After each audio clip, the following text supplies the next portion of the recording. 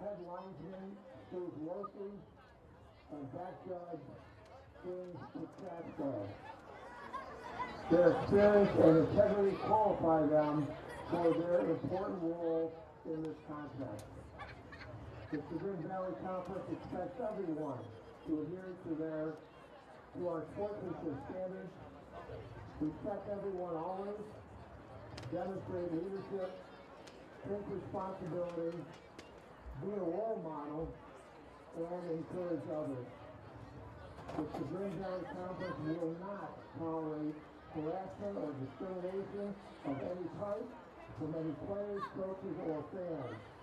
If you witness any violation of these standards, please report this behavior to a school administrator, the game management team, or the nearest law enforcement officer. On behalf of the Chagrin Valley Conference and our member schools. Do you want to learn how to be a producer, DJ, on-air talent, or influencer? Visit beonair.com and discover a media school that's changing the game. We have 7 campuses across the country, and you can graduate in as little as 8 months. No math or English classes here, just classes that interest you and give you hands-on experience with real-world professionals in the media industry. And there's financial aid available for those who qualify. Stop sleepwalking through life. Show up for your dreams. Visit beonair.com and take the free career assessment. Beonair.com.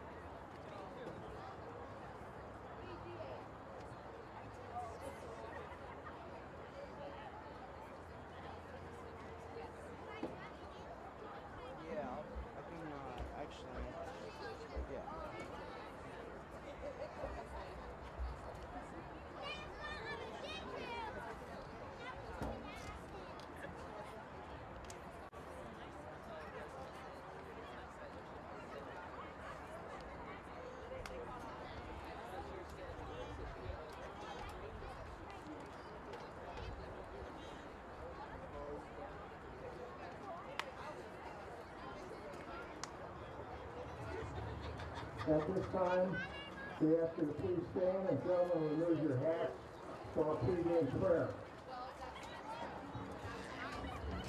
Lord God, we ask you to watch over us now as we compete.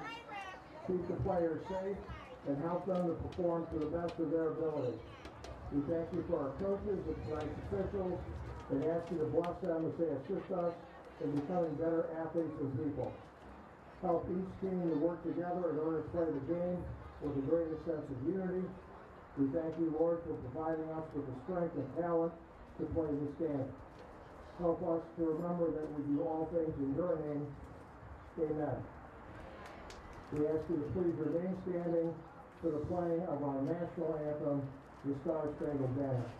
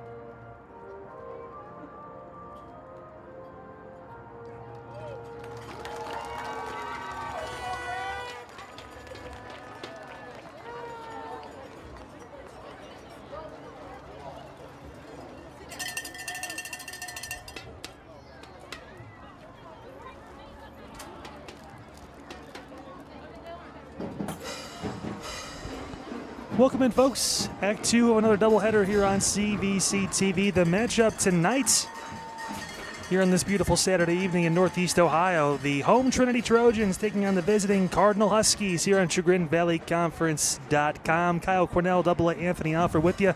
On the call, as always, in AA2, 1 and 3 teams trying to turn the corner and restart their seasons tonight. And to be honest, as we kind of get this thing going, the theme has been, hey, it's one play here, one play there, right?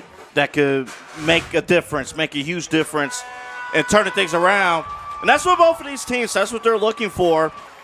And you see Trinity coming out to the field, and that's where things start there. You know, just trying to prevent those self-inflicting mistakes, and that's the goal for tonight. And talk about the one big thing that stood out to us when we look at both these rosters. We're nearing kickoff here at AA, and really Cardinal. Only about 20 or so kids on the roster coming into this game. Now, their coach, obviously, Coach Turner in his first year has, again, high hopes for the 7th grade class. They, of course, took care of Burton this past week, so congrats to the 7th graders out there in Middlefield getting the job done. But kind of dealing with the growing pains now of a new coach, a new system altogether for Cardinal right now, and as well with the roster numbers not exactly being where they want them to be, at least not yet. No, but and they talked about it. Coach Turner, his first season, Rich Turner, his first season coaching here at Cardinal. They're looking to turn that corner. They're not going to use that as an excuse. You know, they all play hard. They're all invested, heavily invested, and they have great talent. So the talent is not the issue. It's just obviously endurance and making sure that they can contain Aiden Duncan, the quarterback, over at Trinity, you know, from him running all over the field. That's what they're going to kind of look for going forward. And again, for Trinity, it's been real close games pretty much throughout the entire season. AA, they've had their finger right there on a couple different close calls. All 3 of their losses have been really tight. And again, talking to Coach McSweeney before the game, he said, hey, just self-inflicted wounds. We saw that, of course, last night in the matchup with Lutheran West. Again, just different times, kicking yourself in the foot. Can they right the ship and actually get some positive plays out of those miscues that have happened earlier in the season? That's the key. Stay out of your own way and then look to, go in and get the job done. So Jonathan Rosa going to kick this ball away, for the Trinity Trojans. This Cardinal will receive to start this ball game. And we're underway. It's a line drive low kick, going to go through the legs of one Cardinal player. Picked up, and now a return. Cutting back through up towards the 35 to the 37-yard line. On the return was number 2 there, Troy Champlin, and that's where the offense and Cal Simonello and company will begin their nights. A couple guys to look out for, of course, the quarterback, who is a junior, and switching things up a little bit. You know, Coach Turner talked to us before the game about, hey, this was a run-first type offense last season. They pretty much eclipsed all their passing numbers in the first week of the season this year. Yeah. Definitely a scheme change to an air raid offense, but Simonello's been playing really well in it. And he has, and the communication, getting things in, getting the play calls going, and having a little discussion with the officials, trying to get that lined up. But this Cardinal team, they're great offensively, but a new system, with the new coaching staff. Again, Harris going to be in the backfield along with Soltis today. Handoff on the inside. It's a carry for maybe a yard or 2.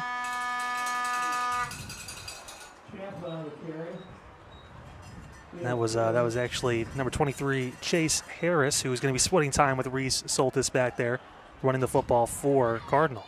Yeah, he will be. And early on, want to establish the physicality up front. Again, both of these teams, this game, they feel very strongly about winning this football game. But so far, a lot of discussion with the officials these first couple of plays. There's some substitutions as well, as Caden Robinson had to run up the field there for a second. They miss him, one of the seniors honored on senior night tonight for Trinity. Second down for the Huskies. Simonello looking to pass. He's going to throw up top. He's got a receiver streaking left side. It's caught. A big catch down inside the 30 to the 27-yard line. What a play on the outside right there, and that was Dominic Naples. Second down. And watch this right here. Again, a good look. man-to-man. Looking to pass. He's going and to throw up top. He's got a great receiver ball. streaking left side. It's And Naples, caught. he is a weapon big catch down for this inside the Cardinal 30 to the team. 20. And a great start. Play number 2, getting the big play. Yeah, huge gain on that. I believe was there a penalty that came in possibly earlier? And that perhaps, that's going to add on, Kyle. Yeah, there was a penalty that came in late on there. So that ball is going to get moved all the way down to the 19-yard line of Trinity. That's a huge play for the Huskies to open this ball game. Just a second play from scrimmage. And we talked about it with the records coming in. You want a strong start. And the Huskies, they're getting that to this point. Well, it was an over 40-yard reception, but now it gets magnified with that penalty inside the 19-yard line. Simonello in the shotgun. Again, spread air raid offense you're going to see tonight from Cardinal. Looking to pass, throwing right side, looking for a touchdown up, and it is caught, and it scores. 6 points on the board immediately. Soltis with the grab. And Soltis, he knew it. He knew it too. And this is what happens. You know, if you're DB, you got to turn around. You got to kind of play it off. But Trinity brought the pressure from the outside, but didn't matter on the man-to-man. Look at that pressure. Yeah, perfect ball placement, too, on the outside. You let your player go up and make the play, and Soltis brings it in for a big touchdown. Highest point to the ball, highest point, and Soltis understood that. On AA last night, we didn't get points until 17 seconds left in the game. Today, the extra point's up. It is good. We get points inside the first minute and 10 seconds. How about that? And, again, aided by the penalty, the big play, Naples, Soltis, they got weapons on the outside receiving-wise. Yeah, great job there, and a chance to always remind you about our presenting sponsor for CVC TV. It's the Ohio Center for Oral, Facial, and Implant Surgery. Doctors Keith Schneider, Don Lewis, and Jill Weber. Their specialties include dental surgery and implants, corrective jaw and facial surgery, and trauma reconstruction. For all of your oral surgery needs, visit the Ohio Center for Oral, Facial, and Implant Surgery website at www.ohsurgery.com. Now, Cardinal wasting no time getting on the board here, and we talked about it AA. They've been able to score 30 points already twice this season. They have the ability on offense to put points on the board. The question is now, can the defense hold up with the numbers? Because you mentioned it earlier when we were talking pregame. 9 players playing both ways for this Cardinal team. Yeah, and that's going to be the tricky thing, but that's why it's always good to get that early score, so you can play ahead, and you want to start that way. And a great start for this Huskies team, a team that's used to having postseason success recently, but they want to obviously get back to that point, and they got to start getting some W's.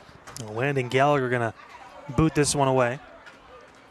That name very familiar with us from last season, into this year too, the Gallagher last name, as well as the Soltis last name too. 2 great families. Kickoff is through and taken at the 14-yard line. Here comes Trinity. On a return, some space, cutting through, breaking through on the right side, down at midfield, and he gets taken down there. Solid return right there by Trinity. That's number 36. You're going to hear his name a lot, Xavier Pearson. Special teams, do some things in the receiving corps, and he'll even run the ball tonight too, AA. And he made an impact. The blocking was phenomenal. The blocking was great. Set things up. He was 1 tackle away from taking it to the house. It was that close. His split right through that return defense and got him past midfield. Great starting field position for senior. Again, Aiden Duncan and company. We've seen these names. Aiden Duncan. We've seen Theo Jackson and Caden Robinson. A lot of these skill players been in the system for a while now, and a chance to get the season back on track. Can they respond on offense? And again, some more talking going on down with the referees. And looks like maybe there's another substitution needed. Wonder if it's maybe an issue with the uniforms. Yeah, the gear possibly. Maybe an issue there. So fresh off that amazing kickoff return, Xavier Pearson going to check back into the game at wideout for the Trojans. Caden Robinson in the backfield with Duncan. He'll be in the shotgun once the play gets moving here. 1st and 10 on the other side of the 50 for Trinity. Duncan rolling. He's going to pitch out. There's Robinson. He takes the ball, spins through, makes a move. Robinson still on his feet, gets down near the 40-yard line. Solid gain of 8. And that's the play that they love. They had a big touchdown run last week from that exact play. They want to get Robinson out there open in open space and take advantage of the short-handed defense. 2nd and short. And talked about the challenges for Coach Turner over on Cardinal side when it comes to defensively preparing for this run game. But right now, again, showing, again, a wide open formation here. And remember, again, Duncan is a weapon in the air and on the ground, too. We have he hands it off to Robinson on the right side. He's going to break through and get the first down and jog out of bounds after a gain of about 6 yards, and that's going to be enough to move the chains for Trinity. So just think about this. Robinson, the last 2 plays, obviously getting the first down, but think about how many yards he ran from side to side, getting the built-up speed and then getting the first down. That's what you don't want to see, those guys with all that talent down there on Trinity's offensive side of the football, getting speed and getting a chance to get some momentum. And, again, it's a 5-wide set, trips to the top of your screen. Duncan in that shotgun. But he came into the program AA as a receiver, and they converted him at quarterback. Now it's in his 3rd season as a starter, and he's really started to blossom. Throw over the middle. He's got a receiver there, out of the reach of the hands of Robinson. He went for the deep shot, trying to respond. The play was there, but just a little bit overthrown from Duncan. Yeah, it was right there. I mean, Trinity would have tied this ball game up. It was a great route, great way to take advantage, but not able just to get that connection. But what's going to be interesting, if you're Cardinal, who do you double? Because if you Robinson, if you play him on man, that's going to be tough. Theo Jackson, you play him man, that's going to be tough. There's no easy answer, AA. Pick your poison. Yeah, when you're going against this Trinity team, a lot of great skill players out there. The ball is fumbled, and this time it's picked up by Duncan. He's going to get positive yardage out of that somehow, as it was a snap that was not taken by Robinson. But I'll tell you what, that's a great job by Duncan to get that ball back and get a yard. No, that is the way he picked that football up, just across the board. That's you play street football. That's basically you play street football. Yeah, the play broke down. Yeah, so he had to try and make a play, and good job by Duncan not to lose the ball to begin with and have it turned over, but still managed to get back to the line of scrimmage. How many broken plays do you have in street football? You just make something happen. Pearson in motion. Duncan going to look to pass again. He's dropping, rolling to his right, looking. Duncan's going to take off and run. He breaks through. He's still on his feet and gets down near the 25. That's going to be close. And they're going to say he moved the chains. He got a first down. Man. I'll tell you what, Aiden Duncan is special when he puts that ball and tucks it and takes off. Yeah, remember we saw him last year. We had their matchup against Independence. And, yeah, he is smooth. And actually what was interesting, Lee Pearson was in the motion, and he might have been the first option. He stumbled to the ground, and then Duncan said, hey, I'm going to keep it myself, get the first down. Great blocking, 200 perimeter. All right, so here we go now. It's 1st and 10 on the 24-yard line of Cardinal. Trinity's been able to respond to the great kickoff return, and they're marching down the field to try and even this ball game. Duncan handing inside, room to run on the right side. That's Robinson. He breaks through, gets a push out of bounds inside the 10. Solid run from Caden Robinson. And you wonder defensively, is there not necessarily broken coverage, but a misread, a misassignment in the second level. Somebody should have picked something up. Saw a little bit of frustration, but you get into big runs for the Trojans. They're moving right down the field. All right, so 1st and goal now for Trinity. They've cracked a code and have been making plays here on this opening drive, trying to respond after Cardinal went down the field in just a few plays and scored on the first possession of the game. Duncan again in the shotgun. He'll hand right side, turning Robinson, end zone, touchdown. Caden Robinson gets rewarded with the 5-yard score, and just like that, we're an extra point away from a tie ball game once again. Kyle, they're taking full advantage of the lack of containment on the outside. That has to be addressed. Otherwise, watch here. No containment. When you're an offensive player, you get that play call, and there's nobody within range of you, you're going to get those points. All right, so Jonathan Rosa going to line up the extra point, the lefty, with Duncan holding the snap. Snap good, hold down, kick on the way, flags come out.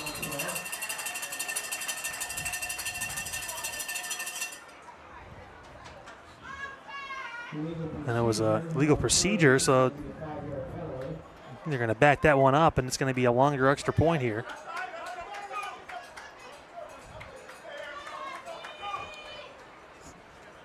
think here's the thing, too. Like, these officials, they're going to be on it. And certain calls that may have been able to get away with in week 1, week 2, like we're in week 4 now. You're not going to get away with it. So a bit of a longer extra point going to be coming now. Week 5, excuse me. Yeah, we're losing track. It's already halfway through the season. Snap down, kick on the way. It's up. It's plenty of distance, and it is no good. It goes far to the right. And in a game where we're expecting to see some fireworks on offense, that could be big. The score now 7-6. It stays there, AA, as we continue in this first quarter. We're already at the final score of last night's game. Took not even 3.5 minutes to get there. Tell you what. Speaking of which, and talking about our games, of course, if you got a tree emergency or need expert tree repair, call Taz Tree Service at 440-567-0962. With over 25 years of experience, they specialize in tree removal, trimming, stump grinding, and more. Their fully insured team offers swift responses and affordable pricing, ensuring peace of mind and top-notch service. Visit ChagrinFallsTreeRemovalServices.com to book your appointment today. Taz Tree Service, dependable, professional, and ready to meet all your tree care needs. So I mentioned it, partner. Yeah. It didn't take long to get back to where we were last night, not too long ago. And now it's Cardinals' chance to respond as well, but still holding that lead because of that missed extra point. And again, what Trinity's going to have to address defensively, that man coverage, got to deal with it. The line drive low kick that is taken in again. And by Champlin, he's going to work his way through and get down inside the 35 to the 36-yard line. That is where Cardinal will start this possession. And the NAA in that first drive, 61 yards through the air. Yeah, and huge. And again, taking advantage with Naples and Soltes, like that weapon. You try to pressure the quarterback, but even with the pressure, that ball gets out there. We can see from the first drive, this quarterback is phenomenal as far as ball placement. All right, so here we go, 1st and 10. And solid starting field possession again for the Huskies. Simonello in the shotgun. He's got 5 wide. Looking, pressure immediately throws, and that's going to be a miscommunication and incomplete. Looking down that right sideline for Soltes. Pressure immediately in the face of Simonello AA. I think that's an adjustment from Coach McSweeney and company. Hey, we're going to put some pressure on the quarterback. And utilize the safety to kind of overshadow, some of the top guys, overshadow Soltis. So, hey, you're not going to have that man-to-man opportunity like you did in possession number 1. All right, 2nd down on the way. And roughly almost 3.5 minutes into the game, you've already seen both teams get into the end zone. Simonello again in the shotgun looking, going to throw over the top. It is short, incomplete, looking for Soltis in the outside of the top of your screen. That ball just could not get there, so it's going to be 3rd and long here for Cardinal. The opportunity was there a little bit. I will say this. Don't tell me today's game doesn't have the appropriate bells and whistles. I mean, my goodness. Fans excited, of course, because of where this is, and I believe there was a penalty maybe that came in late there too, AA. They're going to move that back. That's a 15-yard penalty. That's a personal foul. So they should repeat 2nd down here, but I think they will, Kyle. Yeah, but now still a long, long ways to go. 2nd and 25 on the way. But again, the way this offense throws the football, like you've seen early, I mean, they can make up 20 of those yards in this play. There's no play that is not possible to be made. But again, you got to watch the safeties, kind of see where they drop back. And again, communication with Theo Jackson, 7. Simonello going to throw to the slot. It's incomplete, a high pass on the far sideline, looking for the receiver there and not able to find him. So now 3rd and 25 coming up. So we're going to kind of find out if they decide, hey, let's play a little bit of field position. Very few 3rd and 25 plays available, but try to get at least 10 yards or so, and then play the field position, flip the field, because we're going to see a lot of scoring today. We've seen a lot of passionate fans out there as well in the stands tonight. Senior night for Trinity. Rolling out, looking. Seminole's going to go backwards now. Try and make a play with his legs. He's still got the chance to throw the ball. Going to his right. Going to roll. He's rolling. He's going to throw across his body. That ball's going to be intercepted by Trinity. And room to run on the right sideline. Breaking through, cuts back in, lowers the shoulder, reaches, and did he get in? He did! Touchdown! Was that Duncan? Yes, I think it was. That was the Aiden quarterback. Duncan, the quarterback, who got the interception and returned it for a score. That's what happens. You think about the danger of throwing cross body. Again, it's 3rd and 25. Let's just watch. Oh, it's like a movie. I don't know if we're going to get this full replay in before the extra point because you're trying so hard to go for the home run. It's few there. And then Duncan just took full advantage to speed, second level, and he said, I'm scoring today, and gets in for the points. Great job by Duncan to lower the shoulder at the end of that run. Easy to just run out of bounds, get your offense back on the field, but he said no. He wanted to reward the defense, and he does that as Trinity now takes the lead at 12-7, and now decision time for Coach McSweeney and company. Do you kick the extra point? It looks like they're going to.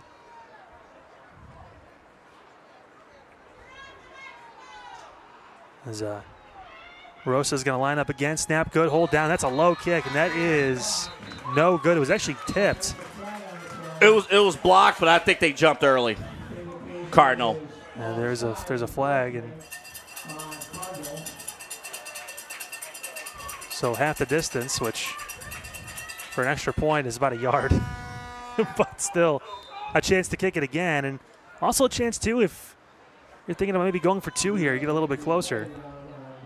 And there is an injured Trojan down on the field, gets a chance to take a break for a second, and talk to you folks again. Again, if you're dealing with a sewer or drain emergency, hey, do yourself a favor, don't wait. Call Sewer Cleaning Company. Their phone number, 440-290-6055. They have 24/7 service with over 500 five-star reviews, too. They provide expert sewer and drain cleaning, camera inspection, storm drain repair, and more. You can trust their honest and transparent services to get your home back in order. Visit sewercleaningcompany.com for more details and to schedule your appointment today. That's sewercleaningcompany.com. Your local sewer and drain experts. First-team customers receive a free video drain inspection. Well, again, the ball moving a little bit closer to that goal line, AA. You think about going for two for Trinity here to get that score more normal of what we see when it comes to football. Well, and with the injury, that might have given a little bit of time to maybe discuss that possibility. And that's number 50 out there, Christopher Roberts, a senior. He is able to walk off under his own power. But it's only a yard. I mean, look, Trinity has a ton of playmakers on the ground that you trust if they decide to go for two. And just looking at the lineup that we sent out, it looks like maybe they are going to take the chance AA, and they will. They're going to go for 2 points here, I believe. And an interesting setup. Oh, boy. Essentially two lines, and again, just trying to figure out how to do this correctly. Duncan going to take it. He's going to run the option. He goes to the right side. No one's there, and he's going to jog into the end zone. So Trinity gets 2 points. And how do you attack that is the question. Do you run right at the quarterback? What do you do? Is there going to be a pass? And now Duncan just kept it himself and ran it in for the 2, and now it's 14-7. The score is the Trojans pull ahead by a full touchdown and extra point over Cardinal. Well, you don't see that often, so maybe it's tough. But you have the advantage as far as the numbers defensively.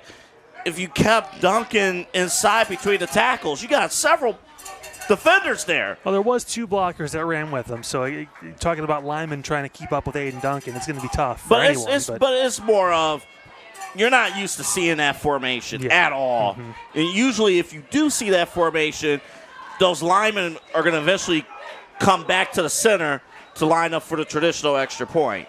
Nothing traditional about that, but what is traditional now is their score at 14-7. After they mixed that's extra very point traditional. Yeah, and then the 2-point conversion after now is, again, Rosa going to boot this ball way back to the Huskies. This one going down the near side and take it in by Thistlewade. He pushes through still on his feet and gets down past the 35 to about the 38-yard line. Well, we talked about, Kyle, like some of the self-inflicted mistakes. Just to go back to it started 25. And there's not really much you could do there. Well, Simonella tried to make a lot out of nothing at that point. He was under pressure. He didn't have anywhere to go with the ball. And that's a learning opportunity. You don't want to hand over points. You just live with a punt, let Trinity drive down the field, but give them 8 out of that drive, out of that pick 6. Well, after starting the first drive 2 for 2, the last 4 throws, 0 for 4 and a pick for Simonello in this Cardinal offense. Can they figure things out? 14 unanswered points from Trinity. Quick throw to the outside. That one is caught. Out of bounds at the 45. The KISS method, right? Keep it simple. Silly. Thank you, buddy. You're welcome. But, hey, a quick out route, get it right to Naples, progress, and build confidence back with your quarterback. Really reclaim that confidence, and you'll be good to go. Yeah, not too far from the realm here. Again, you talk about the great field position that Cardinals been able to get to start this game, as they're already near midfield here on 2nd down and short. Champlin in motion. It's going to be a handoff up the middle. Still trying to push through and eventually down at the 50. What a run. Here on the near side, that was a tough carry. And for Cardinal and Harris there, and he got that first down. That in the second effort gave that first down, made it happen. And that's what happens. Hey, look, the defense did get to the ball, but the problem, you gotta finish it here. And it's the official's discretion of when forward progress stops. And it didn't until the first down. Kept those feet churning, moved the chains. Midfield now is where the Huskies have possession. And Simonella in that shotgun. Not afraid to let it rip. Watch 10 on the outside. Blitz coming through. Simonella's going to step up. He's going to look. He's going to fake the pass, and he's going to run, and he's going to get brought down after a gain of about 7. So great job by Simonella to fake the pass and gets a solid gain. And Simonella did a great job. He read the blitz coming in from Muniz and did a great job there defensively. Talk about Muniz, one of the seniors honored before the games tonight. Last season, obviously, was forced into more of a running back role as well and had to take more carries. This year, he's able to play his true position, which is linebacker, and he made a great stop. Again, earlier in the game, and now playing his part as it's going to be 2nd and short again for Cardinal, playing ahead of the sticks. Coach Turner happy with his offense when it comes to that point, as it's going to be a throw to the outside again, taking a shot, overhead, throw, incomplete. Solid coverage on the outside right there by DeMonte McKenzie. And slow to get up is the receiver on the far sideline. That ball was a little bit too far, AA. Yeah, a little bit too far for Soltes. And again, just trying to find that communication, find that good strike, but great defense too for the DB side of things. It's 2nd and short, you can take shots like that. Because now just a 3rd and about 3 yards here. And some very energetic fans in front of us here, in front of the press box. Very consistent. They came out tonight for the Trinity team. They definitely did. Senior night. And Trinity going to send the blitz again, working through, pass to the outside, a stumble, and that's incomplete. Solid defense on the far sideline right there. I think that was Pearson who got it and knocked that ball away from Soltis. Yeah, it was. And when you go back and look at this film, you're going to want that ball to be zipped a little bit. You know, the ball hung and didn't really give Soltis an opportunity to really haul it in before Pearson was able to strike it down on the defensive side. Yep, so now we're going to see a 4th down and 3, and this is decision time for Coach Turner and company. I imagine with this offense, you're just going to go for it here. And as we're almost halfway through the first quarter, 14-7 already to score. A timeout going to get called. Looked like maybe Cardinal was trying to draw Trinity off sides. And now more time to talk about this upcoming play and a chance for us to talk to you once again about transforming your property. How about with a fence from R&C Fence Company, family owned for over 36 years. They provided top-notch fence installation services across Northeast Ohio. Specialize in residential, commercial, and industrial fencing and offer a wide range of options. It's everything from aluminum to vinyl, wood, and even chain link. You can call 330-626-5170 for a free estimate or visit rtfence.com. Whether you need a new fence or a custom gate, trust the experts at R&T Fence Company to deliver quality and professionalism. That's rtfence.com, your fencing solution. So the Huskies going to jog back out on the field AA, and we'll see what the official call is now, but it looks like the offense is going to stay out there. Yeah, head coach Rich Turner, he's kind of seen a little bit there at the 50, out there communicating. One of the few coaches that doesn't have a headset because they have a smaller coaching staff. Yeah, we got a whole row in front of us that's open where the Cardinal coaches normally will be sitting, but now game time. And another timeout getting called, and that's Cardinal again. So 2 timeouts. Well, you know what, though? Their first half timeouts, it's not the end of the world to burn them off, but you're kind of wondering, hey, if you really didn't like or somebody on your team kind of missed a line, it's okay, too, to punt, too.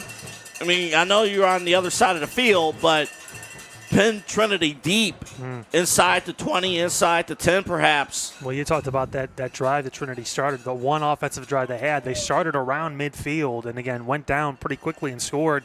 Then, of course, the interception returned for a touchdown by Duncan. But, yeah, interesting play call coming up here because if you don't get this 4th down conversion, you are setting up Trinity again with a really good field position instead of pitting them back further and trusting your defense. Yeah, well, they only will have to drive, 57 yards? Which could be a couple carries based on how they run the football. Really, Trinity, yeah. Really, with their playmakers.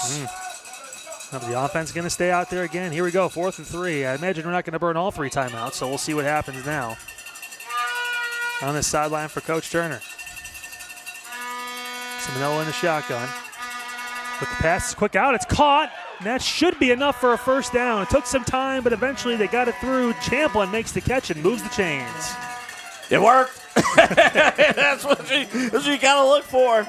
You know, the quick options.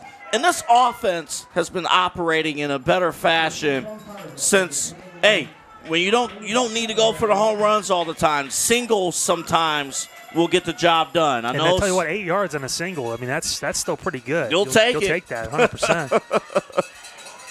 Seminole now 4 for 10 on the evening for 77 yards. A touchdown and an interception. He drops back the pass again. Going to roll to his left. Looking. Going to fake the pass and run. Turn upfield, get some yards, and get pushed out of bounds. Great job by Seminole to, again, make some positive play out of that. He was under pressure from the get-go. He was. He did a great job. But credit also to the Trinity secondary. You kind of notice the coaching staff, their DBs all dropped back. Lewis, number 21, he dropped back. 36, Pearson, he dropped back. So they're not giving up these deep options, again, like the first drive. So 2nd and a long 5, almost 6 yards here as the ball is inside the 35-yard line of Trinity. Cardinals starting to threaten again. Man coverage on the outside with Soltis. They're going to take another shot. That ball is over the shoulder, and it's caught, and he'll jog into the end zone for 6. Beautiful placement on the pass. Soltis, for the 2nd time in this first quarter, gets in for a receiving touchdown, and we are an extra point away again from having a tie ball game. So this time, Pearson decided, the play call was to press, and it was too late. And, of course, safety couldn't get over in time either. So Soltis, kind of the fade out to the outside. Great ball placement again. And Cardinal a point away from tying this game up. Beautiful ball right there, and it's been back and forth so far in this first quarter for Seminole as they line up for the extra point. Snap on the way, hold, kick. That one's going to be short, no good. Wasn't a clean hold. Was not. So now the Huskies find themselves where the Trojans were a few moments ago. They're down by 1, 14-13. Trinity still leads. Again, here is in this first quarter, still 5:40 to go in the first quarter. A lot of passing. Cardinal having the majority of possession, too, in this first frame. And, again, we talked about last night, the low-scoring game we saw.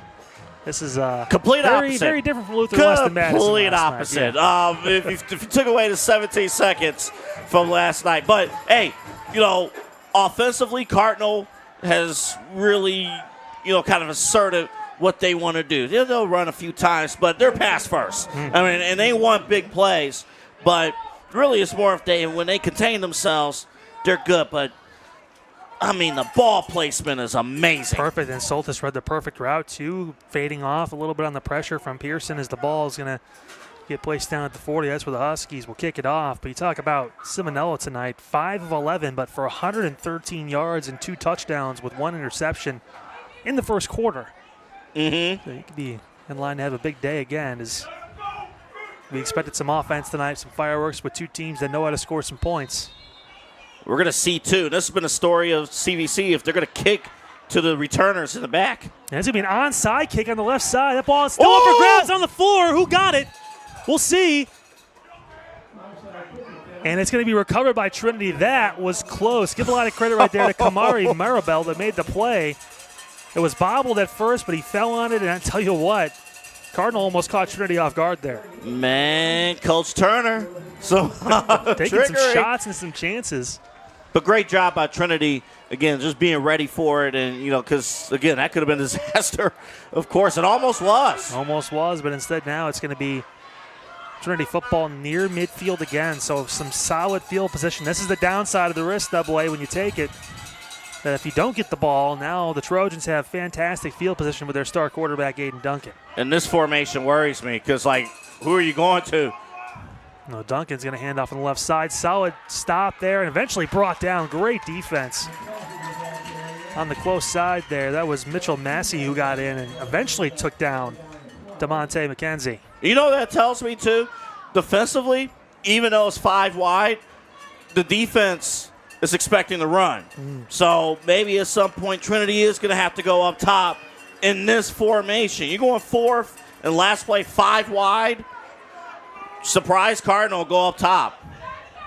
Again, trips to the bottom of your screen, 2 receivers out wide to the left. It's going to be a throw from Duncan. He's looking, throwing. He's got a receiver breaking down the sideline and completely laid out to try to make the catch, but could not bring it in.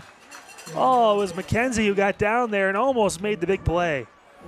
So close, but man. That's 2 times, 2 deep shots we've seen taken from Trinity, and both receivers had an opportunity. The ball just a little bit overthrown and could not bring it in. It's going to bring up 3rd down and long. It's all the chemistry, right? Because if you feel good when the ball leaves your hand, it feels good, just to get that out, the routes there, but it's just not happening, at least to this point. And if you're Cardinal, again, defensively, if you're the secondary, though. A couple of breaks because if you're those a balls, secondary, a little bit more you need you need to back up a little bit. A couple more touchdowns on the board possibly if those balls connect there. But now 3rd and long. Duncan again with the pass. Should be out to his left. He's going to run. Duncan puts his head down, spins through, still on his feet, still going through, and he should have the 1st down. The 41-yard line. Aiden Duncan making magic happen. A huge gain of 15, and that'll move the chains. This team loves this kid. They love the senior Duncan, for that reason. He can make incredible plays just like that. Coach McSweeney said he was recruited and brought in and to play, running back, receiver, that kind of thing. But they converted him to a quarterback his freshman year. He's now had control of the offense for 3 seasons now, and you can tell he's feeling it even better more and more as the weeks go on. Handoff left side, taking in Robinson, trying to break to the outside. He will find that edge and get a solid gain of around 8 to 9 yards. And every time Robinson has been, for the most part, very successful off the edge, Cardinals got to find a way, to figure out containment help on that perimeter. It's not happening to this point. Robinson averaging nearly 10 yards a carry in this first quarter. And a rare substitution for the Huskies. It's tough, man, when you have a small group of guys, but you do find that family, that team atmosphere, and it usually can pull some teams together. And we've seen Cardinal be competitive and score some points this season because of that. Tessa White in the game now. He's a freshman. Quick screen to the outside. That one caught, and huge tackle. Notice you say he's still up. Wow. Found a way to stay on his feet. That was a tough ask out there. And I believe that was Lance Hudson that spun and stayed on his feet. And did he get the 1st down? We'll see. So they are going to move the chains at some point here, I believe. Yeah, I think so. If that ball's right at the 30, yeah. And I thought Chuck Soltes, number 25, I thought he had that tackle. Like, it was right there. I was with you. Like, he was right there. And the talent, the strength of this offense. Tell you what. Great job by Hudson just to spin and not take no for an answer. He gets 4 yards. They only needed 2, and that moves the chain. So 1st and 10 now on the Huskies' 30-yard line. Duncan going to keep it himself, running left side. Duncan breaking through, shreds a tackle, still on his feet. Duncan turns the corner. He's got room in the end zone. He's going to jog in. Touchdown, Aiden Duncan from 30 yards. And the fireworks continue. Flag comes in late on the back half. So maybe some unsportsmanlike conduct coming down. Let's watch the replay double A. All Aiden Duncan. Yeah, all Duncan there, and also just the line, too, is just handling business, getting a score at that second level.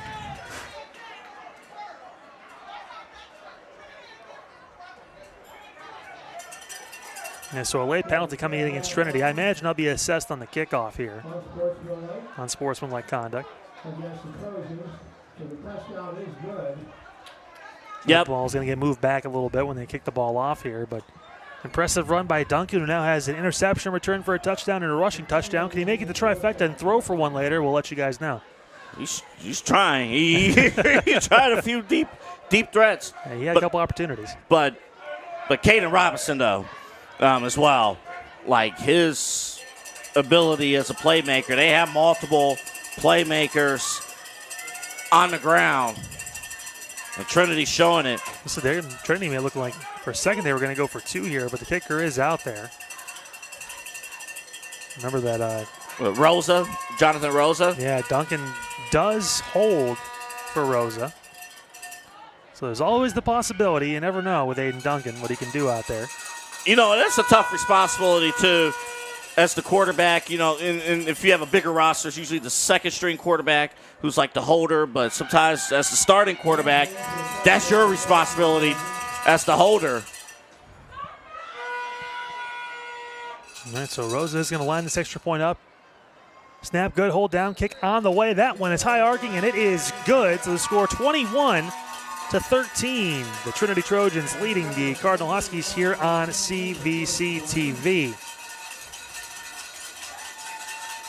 Now stay comfortable year-round with Air Quality Control Heating and Cooling, serving Northeast Ohio for over 35 years. They specialize in residential HVAC installation, repair, and maintenance.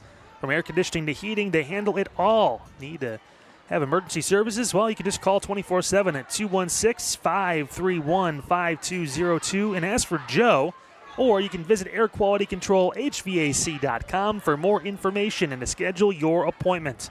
Trust the experts at Air Quality Control for reliable, top-quality HVAC solutions. That's airqualitycontrolhvac.com. Your comfort is their priority. Well, we're comfortable with the scoring at this point, double A. I tell you what, very different from last night with Lutheran Weston Madison. Now, remember that penalty for unsportsmanlike conduct can move this ball back 15 yards to the 25. That's where they'll kick things off. So Cardinal going to get some good field position here on this drive and a chance to try and get back into this game again as this back and forth first quarter continues. And I don't think with this field position, Trinity's going to go for the onside kick here. I would assume not. No, this would be a normal kickoff. Yeah. The Cardinal tried it last time, and I imagine Rosa's just going to boot this one as hard as he can. And he won't. It's a low line drive chopper kick. It's taken in by Cardinal. Great job. And just nothing really going on the right side of that midfield logo as, again, Zach Caldwell trying to make something happen, the senior, but still, solid starting field position, double A. Yeah, we got to talk about this for a couple seconds because we've seen this in almost every game where the kicking team decides not to kick it deep to the return guys. And again, you wonder, in an effort to prevent the full kick return, are you sacrificing good field position? I mean, and again, this is not just a trend. We are starting to see this every week now. Yeah, it's been squib kicks or short kickoffs, and there's no dynamic kickoffs in high school football. It's the normal kicking routine you see. So, but again, starting on in Trinity territory is Cardinal for this possession. Simonello looking, throwing outside high. It's caught, and cut back inside his Naples. He turns upfield, gets down to the 32-yard line. A solid catch and run of 16 yards. They've been finding that success there with that out route, with Naples and finding the open space. He did a good job, a little miscommunication in the secondary. So it's a tough battle, right? Because on one hand, if you're the secondary, you do want to press and you really want to, fight off the receivers. But at the same time, you're in danger of giving up the big play. Naples already 3 catches for 66 yards in the first quarter. We just hit the 3-minute mark. We're still in the first quarter. We are. Wow. Last night's game flew by. This one going to take a little bit longer, but both teams scoring. Simonello again under pressure, rolling out to his left. He's got wide open space. He's going to break through. Simonello turns, puts his head down, gets past the 25-yard line. So give him about 6 to 7 yards. Now, what helps Simonello, he does not – he's one of the few guys he doesn't play both ways. So he has fresh legs as you look at him and head coach Rich Turner communicating the next play. An eventful first quarter for Cal Simonello. He's got almost 130 yards passing. He's got 20 yards rushing, too, in this first frame. Right now, he's got a 2nd and short deep in Trinity territory. And every play, he's looking at the receivers. Soltis in motion. He's going to keep it himself. Simonello going to run. Turns left side. He breaks through. Gets past the 20, and that should be enough for a first down. And again, another great job once again, because now all of a sudden you're in the mode of pass first.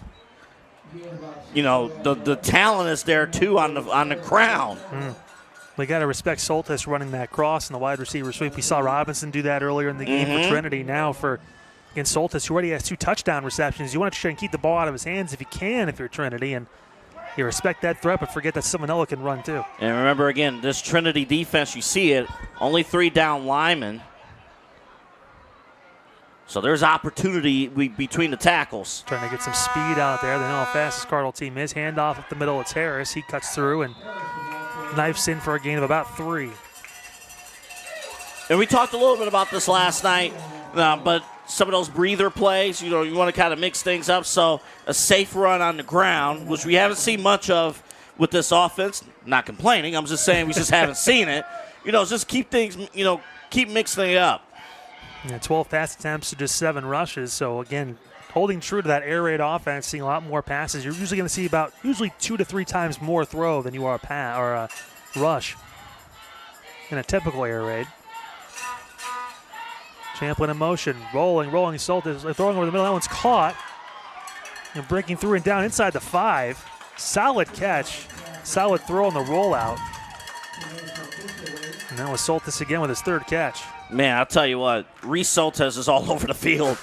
I mean, every time the senior, he's actually on the roster listed as a running back. Sure. Which I'm sure he could do. I mean, obviously, but this receiver, Reese Soltis, and you talked about the top, the whole Soltis family, of course. Oh, my goodness, yeah. Mac, of course, got injured before the season started. Unfortunate to see him go down, but Cardinals been able to still find a way, and there's a timeout going to get called by Cardinal. That is their 3rd timeout. So they're out of them, and we have 53 seconds and change to go in the first quarter, at least in this first half.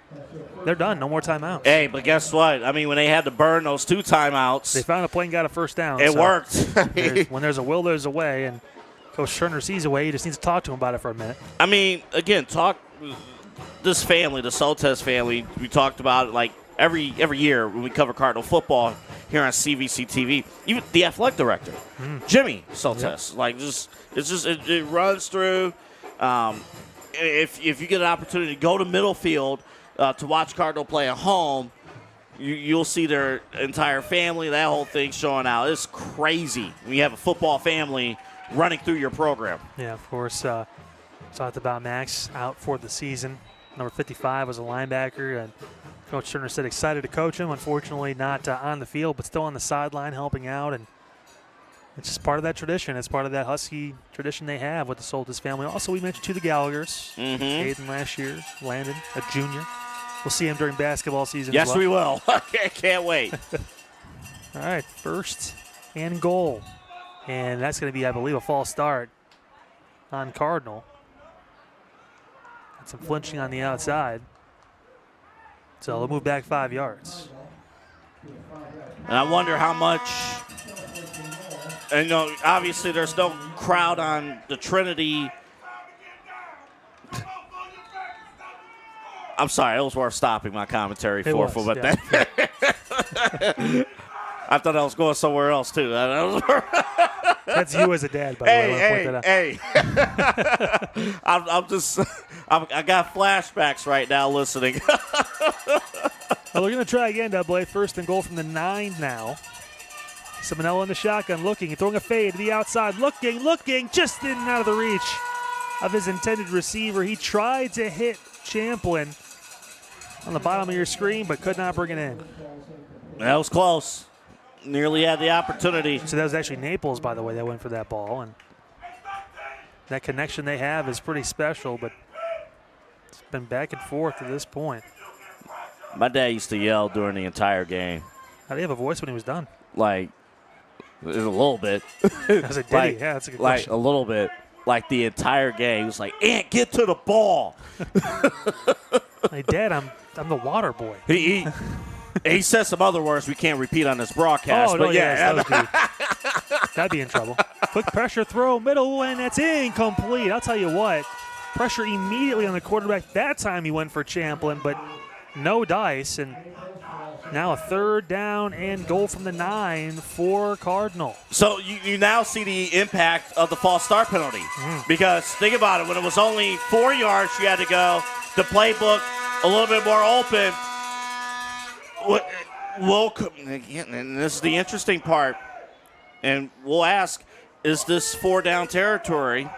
Will Cardinal decide? With the way the offenses are playing, I think it might be double. Yeah. You're going to need to score some points here. And trust your offense. 2 plays to get 9 yards. Again, another back shoulder throw, and that's going to be incomplete. And I'm not seeing any flags down. They're going to say no dice. It was uncatchable. There was definitely some hand gesturing back and forth, but. And Lewis did a great job and the reason why he wasn't called either, he didn't fully lock in and engage. It was just hands. It was within the shoulder pads, but it was nothing dirty. It was all clean. It was nothing on the outside of Naples, and so Lewis did his job. And now Simonello going to jog back onto the field. A name we haven't called yet tonight, surprisingly, Theo Jackson in this first quarter. He plays both ways on offense and defense.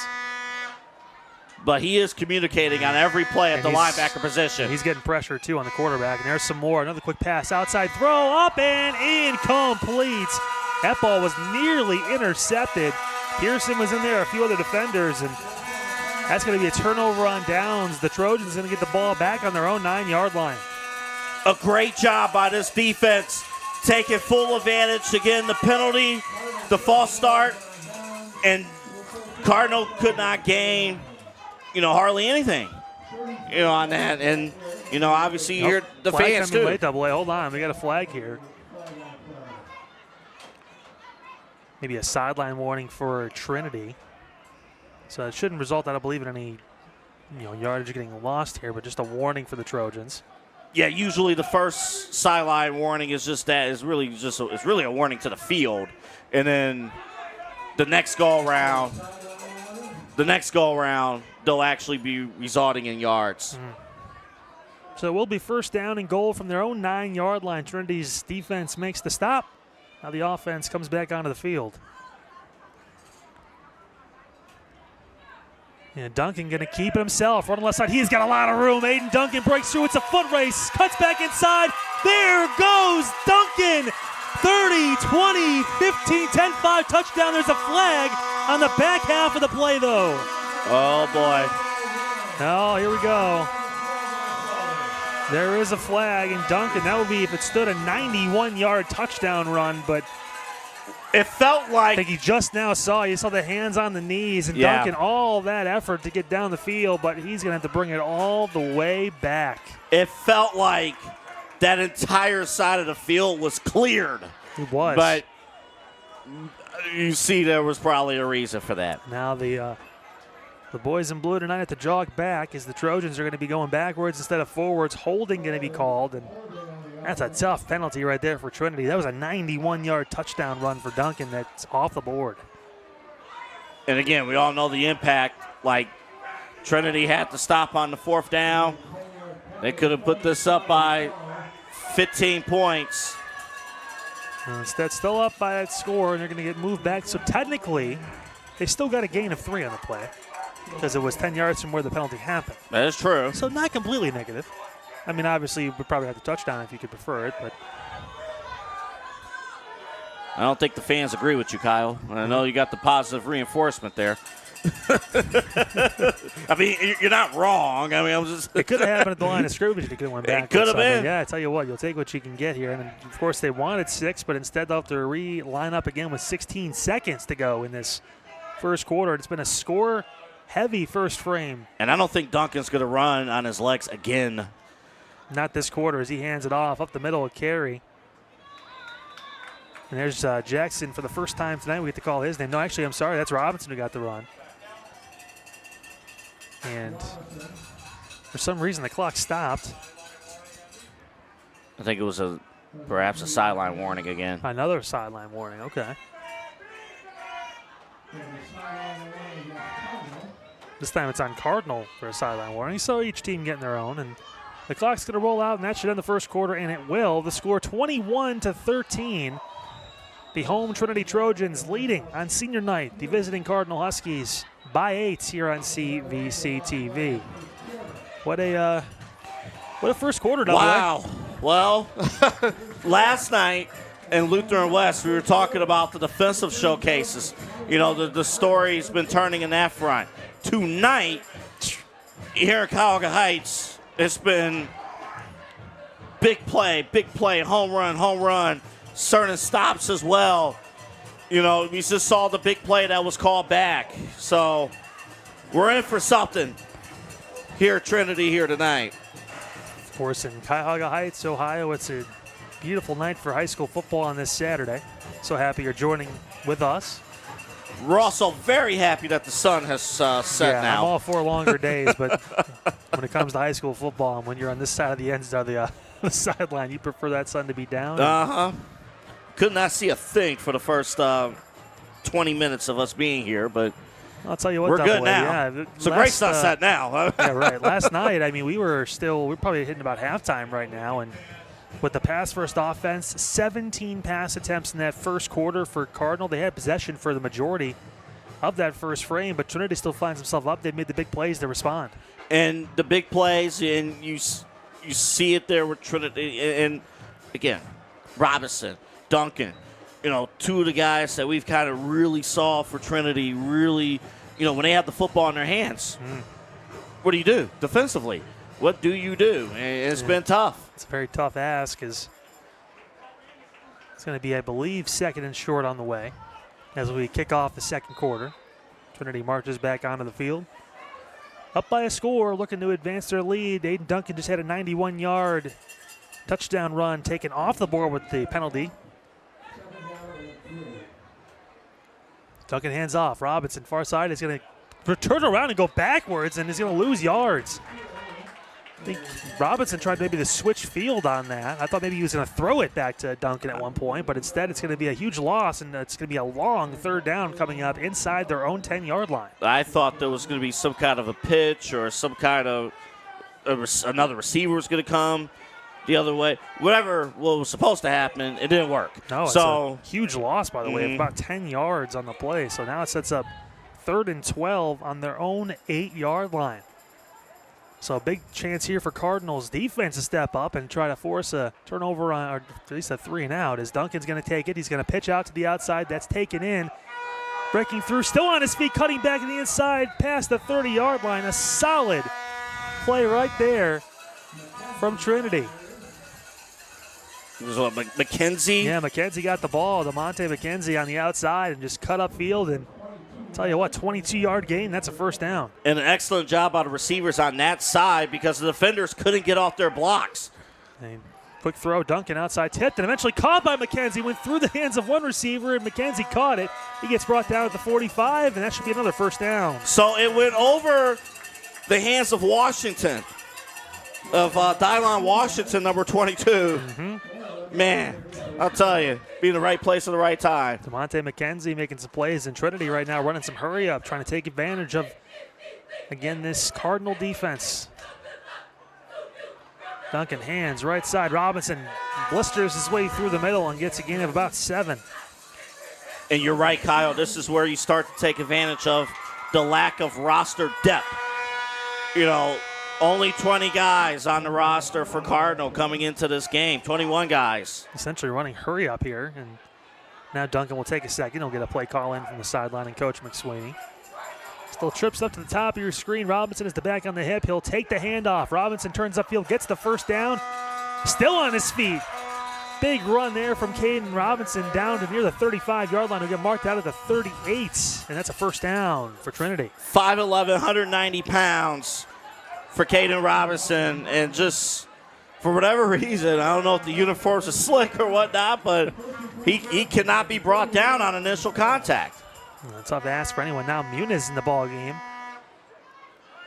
See a play in at running back. This Cardinal defense is on skates right now. No, they're tough. There's been some rotational pieces in Trinity. Pearson in motion. Duncan looking to pass. He'll step up. He's got the ability to run. He's going to take off. No, he's going to throw. Middle incomplete. He was looking for the receiver. And that was a tough play to try to make. That was number 83 there for Trinity. That, of course, being Davari Bennett, the junior. 6'2" receiver, good size, but just couldn't bring the ball down. And if you're Cardinal, you're like, okay, breathe. Clock, we can breathe for a hot second. Well, just for a second, as Pearson's in motion, he's going to take the fake, and here comes Duncan. He cuts left side. Duncan's got room to run. Duncan down the left side, cuts back in. 10-5, touchdown, Aiden Duncan. 38 yards for 6 more. I want you guys watch on the replay. Watch number 2. And you saw it briefly, but Lance Hudson had a monster block that really opened things up for Trinity for that run. You saw some of the linemen, too, on the replay. Did a great job. Trinity basically sprinted their way to the end zone these last few plays. Rosa will come on for the extra point to try and make this a 2-score game. Well, it already is a 2-score game, but extend it even further in what has been a fantastic offensive performance from Trinity in this first half. Snap good, hold down, kick on the way. It's high, it's arcing. It is no good. It goes wide left. So for the third time in this first half, we've seen a missed extra point. The score sticks at 27-13 as Trinity holds a 2-score lead over Cardinal here on senior night. And, of course, all this made possible by our presenting sponsor for CVC TV, the Ohio Center for Oral, Facial, and Implant Surgery, Drs. Keith Schneider, Don Lewis, and Jill Weber. Specialties include everything from dental surgery and implants, corrective jaw and facial surgery, and trauma reconstruction. For all of your oral surgery needs, visit the Ohio Center for Oral, Facial, and Implant Surgery website. And that's www.ohsurgery.com. Now back and forth we go, AA, and this time Trinity able to take advantage, get a turnover on downs. The ball was inside their own 10-yard line. They still find a way to get in for 6.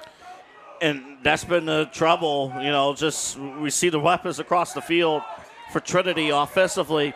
And Cardinal was never comfortable defensively on that possession. But they're going to go back on offense where they have had success, but they were stopped in the red zone last go-around, so can Cardinal get things back on track? Well, Naples and Soltis back to return. You see even Soltis kind of inching up a little bit closer at the 20. Maybe he's trying to get a return in here. He wants some space. They're counting actually the players on the field. It looks like they may be short a few. Well, it's too late now. And now they have no choice as that ball's going to trickle down and eventually get picked up by Naples. Here we go. Taking the ball from his own 20-yard line. Naples cuts upfield and he's brought down. Solid tackle right there on the inside from Trinity. Alice Pearson, right place, right time. He's all over the field right now for the Trojans. Yeah, he's been doing work. I love what I see from this kid. And here's the other thing, too. If Cardinal was short of players, they might have one timeout left. I thought they ran out of timeouts. Well, they should Cardinal. not. They've used all 3 in this first quarter. Yeah. They were given a courtesy timeout, which will be new to the rule book, and I have to read it. Okay. Yeah, so Well, Cardinal took 2 back-to-back in the first quarter. Then they took another one at the end of the first quarter, but nevertheless, it is Cardinal football. Huskies rolling out. Seminole looking off the back, throws, and it's almost intercepted. That was so close. A flag comes in late. Pearson can't believe he couldn't bring that one in, but there's a flag back near the quarterback. They're going to call, I believe, a face mask on Trinity. That was on the hit on Silmanillo. And that's a tough break for Cameron Carter and company, the defensive end who got back there and put the pressure on Silmanillo. That ball going to get moved up. Let's see if it's involuntary. It should be 5 yards, and that's what it will be. Yep. Mm-hmm. So, okay, there you go. Yeah, it's only 5 yards. That's right. It's not. It's still first down, though, so no loss of down. But, again, you don't want these penalties to really impact, so it gets a little tough. Forced an incompletion. Almost had an interception on that play. And I guess Cardinal now will take another timeout, so that apparently they have another. No, that was a Trinity timeout. Was it? Okay. It was Trinity. Okay, good. All right. Just making sure I'm not going clinically insane. Yeah, so, and then Trinity took the timeout at the end of the quarter. So, yeah, there we go. So, Cardinal does have one timeout. 2 plus 2 equals fish. So, both teams have one timeout left. The sun sets in the east and rises in the west. And here we are. Well, if that was true, it'd be great. It'd be fantastic. We're facing the camera view. Obviously, we're facing the west. You can see the beautiful sunset. At least now it is. Oh man, can you imagine if the trees were not there? I'd prefer not to.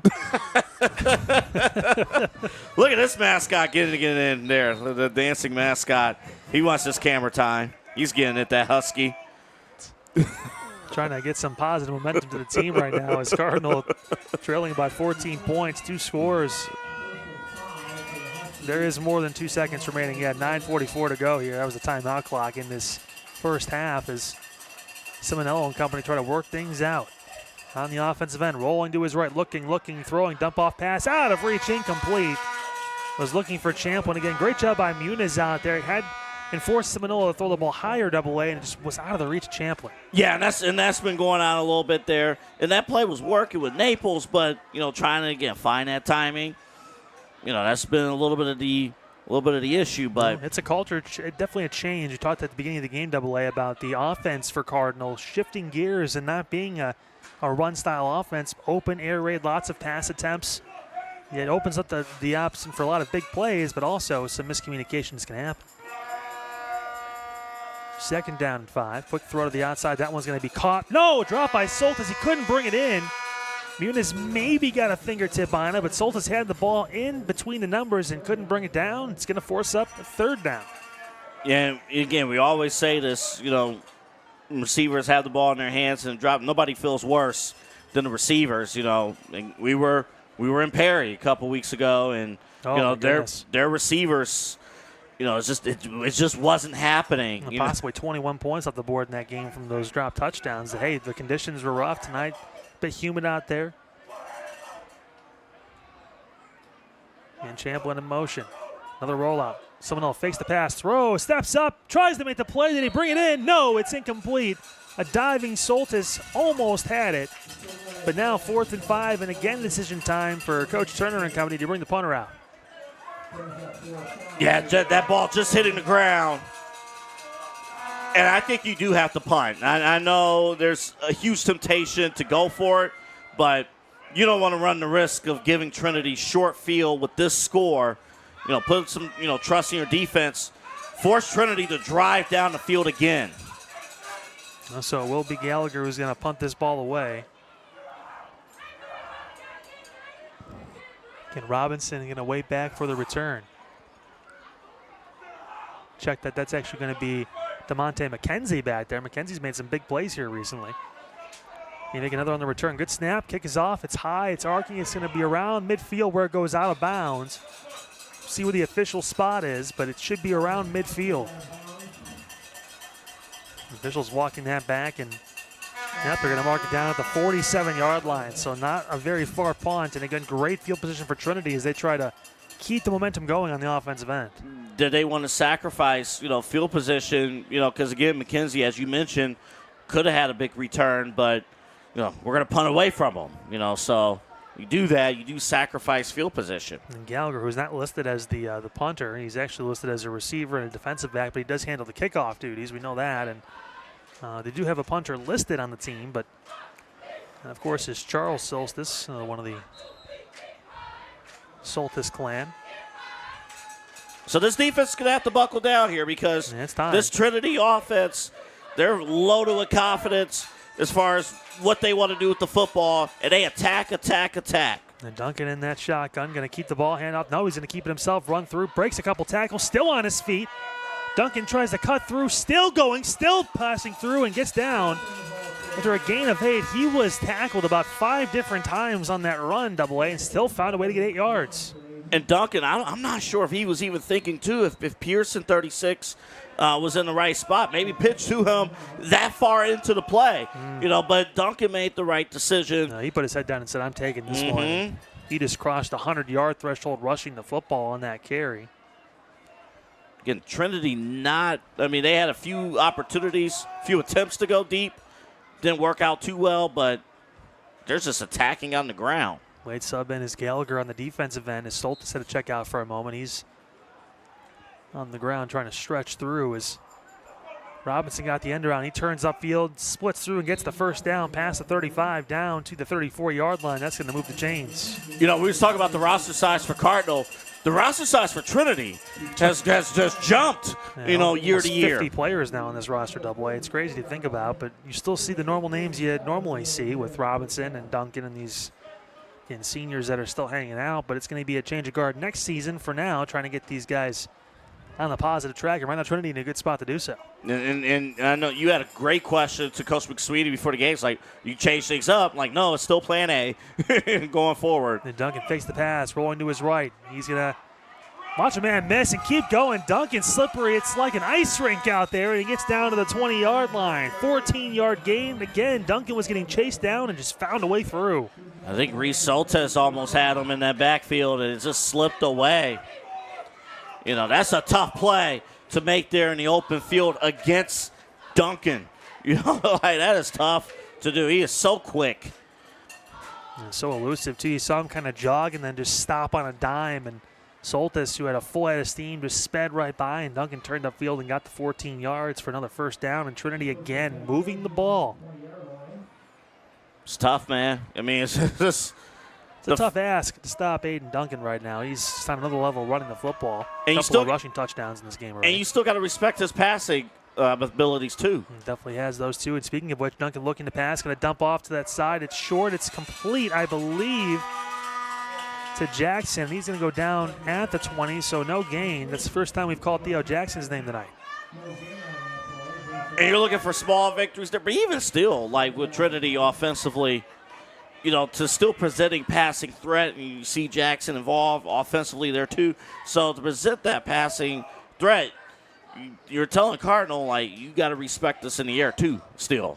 Don't let us, don't forget, what's going on. Get into those skill players. Again, Jackson, no carries tonight. First touch of the ball on offense. Pitch to the outside, it's Robinson. He breaks right side. He's got room on the outside, cuts back in. Solid job there by Cardinal to get the stop. No gain for Robinson. One of the few times we've been able to say that tonight. Take your pick. Harris was there on the inside. So was Mitchell Massey. A bunch of different players got the stop. And I think Soltis actually beat the pulling block that was there. If he does not beat that block, another big offensive play. But don't look now. It's a third down. It's 3rd and 11. And Cardinal, after really getting beat up defensively here lately, have an opportunity to get a critical stop. Big chance for the Husky defense. Duncan in the shotgun, going to draw at the back, looking to pass. Duncan under pressure, evades 2 different defenders, looking downfield. He's going to keep it himself. Big juke move by Duncan, cuts inside, and he's in. Aiden Duncan. Unbelievable. What a play, 21 yards for a touchdown. Unreal. 3rd rushing touchdown of the first half for Duncan. Watch this. Unreal. This play should have been dead to rights.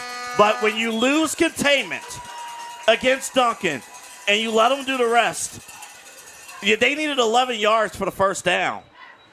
And he would have been stopped in the backfield. And Duncan doing the rest, getting into the end zone. Incredible. Unofficially Double A, 139 yards and 3 rushing touchdowns for Aiden Duncan. Don't forget he also has the interception return for a touchdown earlier in the game. Phenomenal job from the quarterback. Extra point on the way. This one up high arcing, and this one does go through. The score now 34-13. Trinity on top of Cardinal here with 6:44 to go in the first half. Trinity is really, really turning on the Jets, and Aiden Duncan is just playing at another level as they're really trying to get things going and turn the season around. I'll tell you what, I wish I had an Aiden Duncan sports card for trading, but nevertheless, we just had to settle for our friends over at Greeny Sports Cards. They're live every Tuesday night at 7 on their social media pages with exclusive hobby talk and interviews. You can tune in and interact with them during the show. Of course, just search Greeny Sports Cards on all social media channels. That's GREENIE Sports Cards on all social media, or you can find more links on their website, greenysportscards.com. Now 34-13 the score. 21-point game here in this second quarter, and Trinity has been able to open up the playbook. Aiden Duncan's made a bunch of highlight plays. There was a lineman that came on the field late for Cardinal, too. Again, remember, they may have had issues with having 11 guys last time. Make sure they have them this time as the kick is again low, and it's going to be taken in by the Huskies at the 30, and a fall down right there by number 20, Mason Thistlethwaite, the freshman, and that's where the Huskies offense will head back onto the field on their own 30-yard line, I should say. And this is where you got to lock in and buckle in because, again, remember, multiple starters on both sides of the ball for Cardinals. So a lot, they just went through that defense, that adversity. Coming back out offense, can they lock in and create some opportunities? I wonder, too, if they decide to go deep on play number 1. We'll see what happens as Coach Turner and company trying to stop the bleeding and get some points back on the board. They were going stride for stride early. Throw to the outside. That one is incomplete, in and out of the hands of the intended receiver out there. Naples could not bring that in. It's been tough going right now for the offense after they started off so fast. Right now, Simonello just 7 of 21 in the first half AA. Yeah, and you're right. I mean, some of the receiving, just in their own head, bringing the ball in. Was praising the ball placement in the first quarter. In the second quarter, maybe the ball placement was off a little bit, but trying to bring the ball in. And every play you hear this crowd too. Yeah, they're definitely behind this Trinity football team on senior night. It's second down and long, throwing on the outside. That ball short. Was it intercepted? Muniz has it. They're going to say it was intercepted. The senior, Mario Muniz, with a big interception. Again, no replay in high school football except the state final. I thought the ball might have hit the ground, but Muniz made the big play and snagged it in a turnover. The second interception, I believe, for this Trinity defense. It is. Of course, remember the first one. That was when Duncan returned it for a touchdown. Muniz had to lay out for that one and made the play. So, again, up and down night so far for Simonello on the Cardinal sideline. He's got 144 yards passing and 2 touchdowns, but he also has 2 big interceptions. And, again, another possession where Trinity's going to operate off short field. Aiden Duncan again lining up in the spread. 5 wide receivers. Duncan looking to pass. Going to fire. Take a shot down the field. McKenzie in and out of the hands. Incomplete. That was close. Great coverage down there. Again by Thistlethwaite, the freshman, who almost came up with an interception in his own right. They've been trying. Duncan and McKenzie, they've been trying all night long to get that connection. And maybe it'll happen before the end of this game. But I believe that's the 3rd deep play up the seam there. And I think that time the ball was underthrown. It's a little bit, but it was still in and out of the hands of McKenzie, who's really kicking himself. We saw Pearson earlier in the second quarter drop an interception. He was upset with himself. But still, the Trojans on top by 3 scores. Duncan going to roll with the option, keep it himself. Under pressure, going to get torn down. This time he is brought down. A host of tacklers there. And good sportsmanship, too, bringing him back up. That was a solid tackle on the outside. I believe that was Matthew Canfield who got in, the linebacker, and made the stop. Yeah, he was in there. I'll tell you what. Joshua Hartman, number 77, he's like, we're not taking this anymore. He had a big celebration after that defensive stop. And again, another opportunity. Now remember, on the previous possession, it was a 3rd and 11. And Duncan was able to escape trouble after he was dead to rights in the pocket. See what happens here, 3rd and 17 coming up. Again, spreading them out wide. 3 trips to the bottom of your screen. Duncan looking, setting, firing. He's got a receiver out there, and it's going to be, again, out of the reach of his intended target, Pearson, who had about 5 to 6 yards of separation, but pressure in the face of Duncan, could not make the throw. 4th and long on the way. Man, and Pearson knew, like, man, forget about looking back. The ball is going to be there. You got to just keep sprinting there, and the ball might have been where he needed it to be. But, hey, it's been a while, but this Cardinal defense able to lock down after the interception and keep the game within reach. Remember, Duncan actually does handle a lot of the punting duty, too, so you always got to wonder when you got 5 back there in blue about a fake. But up 21 here. We'll see if Coach McSweeney has anything special planned or if he's just going to punt this ball back and pin Cardinal deep. He will, as Duncan's going to line drive that one off. It's going to go back, and it will go into the end zone for a touchback. So the ball going to get put back out on the 20-yard line. That's where Cardinal takes over. The defense for the first time, I want to say, maybe in this game with a stop double A. I think so. Yeah, force a punt and now a chance for the offense to try and capitalize. But they found something a little bit in the previous possession when they had like 2 straight stops, and then they let it get away on the 3rd and 11. But they found something here, like, hey, if we can keep Duncan in between the tackles somehow, some way, you give yourself a chance. You give yourself an opportunity. Well, the Cardinals with another opportunity here on the offensive end. 5:19 to go in this first half. 34-13 the score. Simonella. The throw over the middle. That's incomplete. Huge hit late on there. I tell you what. Over the middle. That's the risk you take. And Christopher Roberts was there and laid out. Intended receiver. There's a flag that came in late. That could be defenseless receiver. We'll see what the call officially is on that. And that flag came in at the end of the play? Yeah, possibly it can be in sportsmanlike conduct. We'll see the official ruling here, but that hit was big. And, Christopher Roberts, the senior, showing out. That's going to be a personal foul, yeah. Maybe showing out a little too much. 5th penalty of the first half for Trinity, and that's going to move Cardinal up a good 15 yards. It should. That was, you talk about asserting your dominance physically and having that, but still, there's a line. And well, it's tough, too, because you do want to set the tone. You want to, hey, we're showing out. And again, Trinity. Ball though, over the head, double A, late hit. I mean, that's one of those things where it's one of those things where it's a coachable moment. Exactly. It happens. Exactly. It's a high-speed game. But can Cardinal take advantage now? Yeah, now you have to make sure the offense keeps the momentum after getting that 15-yard penalty.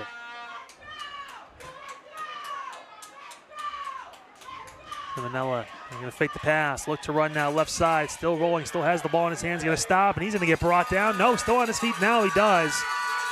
Did what he could to try and get through, but a solid job out there. Again, Roberts got through.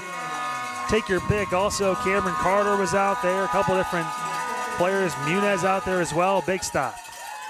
That's how you show out if you're Trinity's defense. Again, one of the more active crowds in the CVC. And, you hear them every play showing out. All getting it going. I thought the Vuvuzela was retired after the World Cup about 15 years ago, but I'll tell you what, it's made a comeback. Nope. It's here tonight. 2nd and long on the way now for this Husky offense. Someone throwing outside and can't bring it in as Soltis on that out route, so 3rd and long on the way. I'm not sure if we can pick up individual crowd chants on our broadcast. We'll have to see when we listen back to it. But again, this crowd's been very. If the answer is yes, then it's a 3-man booth. Well, I'll tell you what, Double A, that is actually now 10 straight incompletions. That's telling. Yeah, for Cardinal here, and they need a big one on 3rd and long. Ball's on their own 33-yard line. Defense fresh off a stop at Trinity. Throw to the outside. This one through the hands, incomplete. Again, Soltis could not bring that one in. Solid pressure there from Muniz and Pearson, and it's 4th down. I don't know how you can focus when you got air horns going. That's tough. I mean, because now you're fighting against yourself. It's the mental battle, right? When everything's going well. Remember the first quarter, this Cardinal offense was going. It was stride for stride with this Trinity offense. They were leading for a while there, too. They scored first to open the game. Big touchdown pass. Couple thrown to Soltis, too, and now Gallagher and company back out there as another lineman comes through, and they're going to punt it away again. And again, McKenzie is back. We've seen the speed of DeMonte McKenzie. This one high arcing. That's a booming punt. Great punt. Down the right side, going to kick through, and McKenzie going to keep it. Here he goes. McKenzie breaking left side. He's got room. DeMonte McKenzie spins through, still on his feet. McKenzie cuts back, and he's brought down. Big tackle at the end there by Hunter Gresh, the senior, to stop McKenzie, and that's the risk you take when you punt it away to DeMonte McKenzie. Double A, the return, the speed, gets the ball to midfield.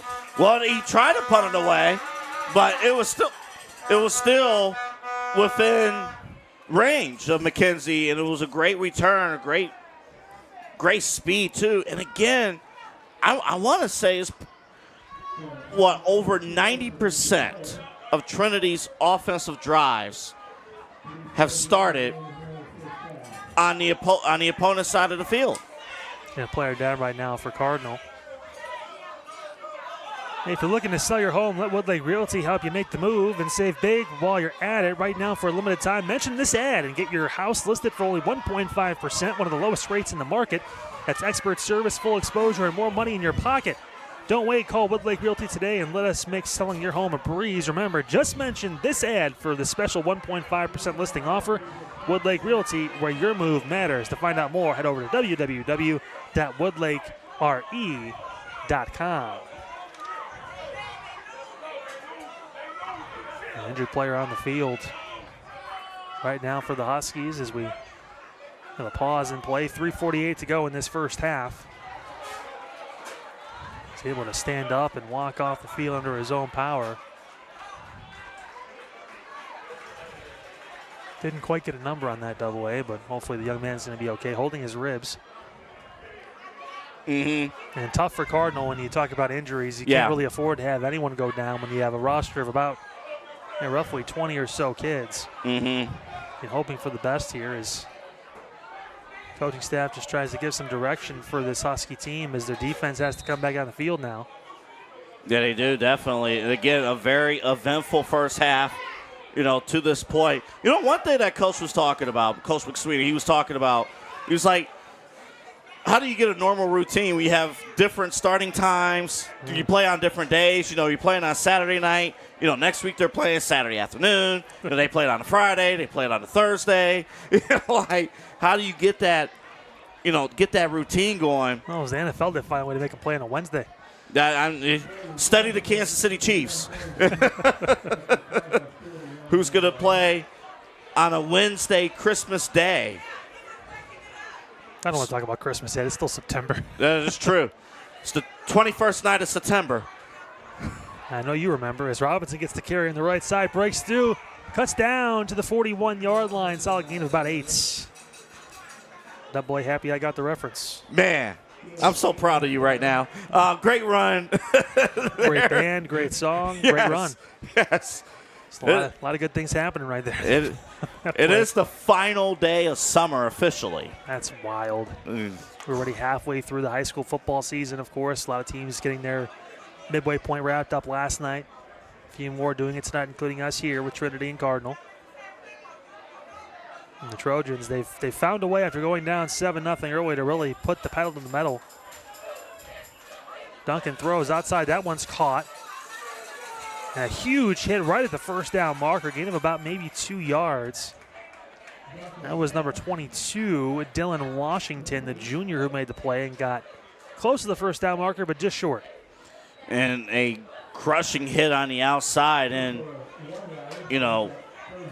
let's see if Trinity, this is their opportunity here for the Trojans to really, really open this thing up. It feels like right now, if Trinity gets a score, that it's going to be a real uphill battle to climb for Cardinal to come back. Yeah, bending right now, and Cardinal tried not to break. His handoff goes on the inside. There's Robinson. He cuts through. He's got room. Robinson hits the outside, cuts back, still on his feet, and brought down inside the 15, down to the 13-yard line.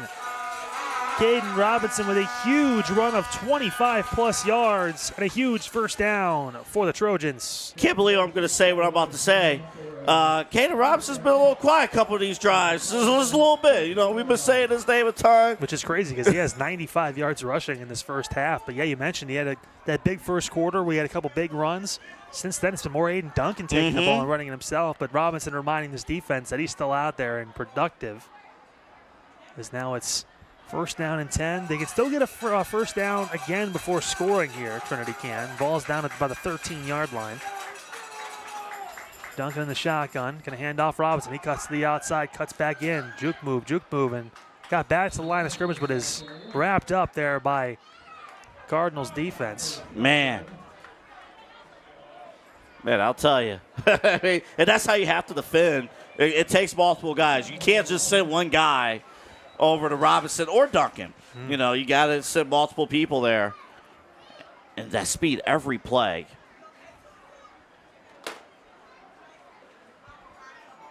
Stoppage play for a second. We're heading back out on the field now. It's 2nd and 11 from the 14-yard line.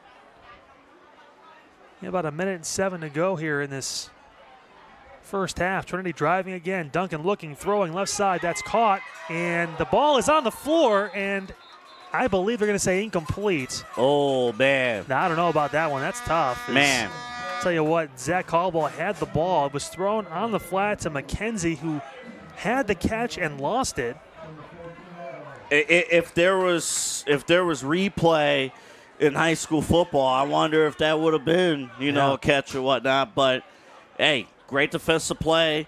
And you just got to be careful if you're Trinity. You still want to close this half out, on a strong note. But they've been going to these 3rd and long situations. But 3rd and 11 again, and a couple possessions ago.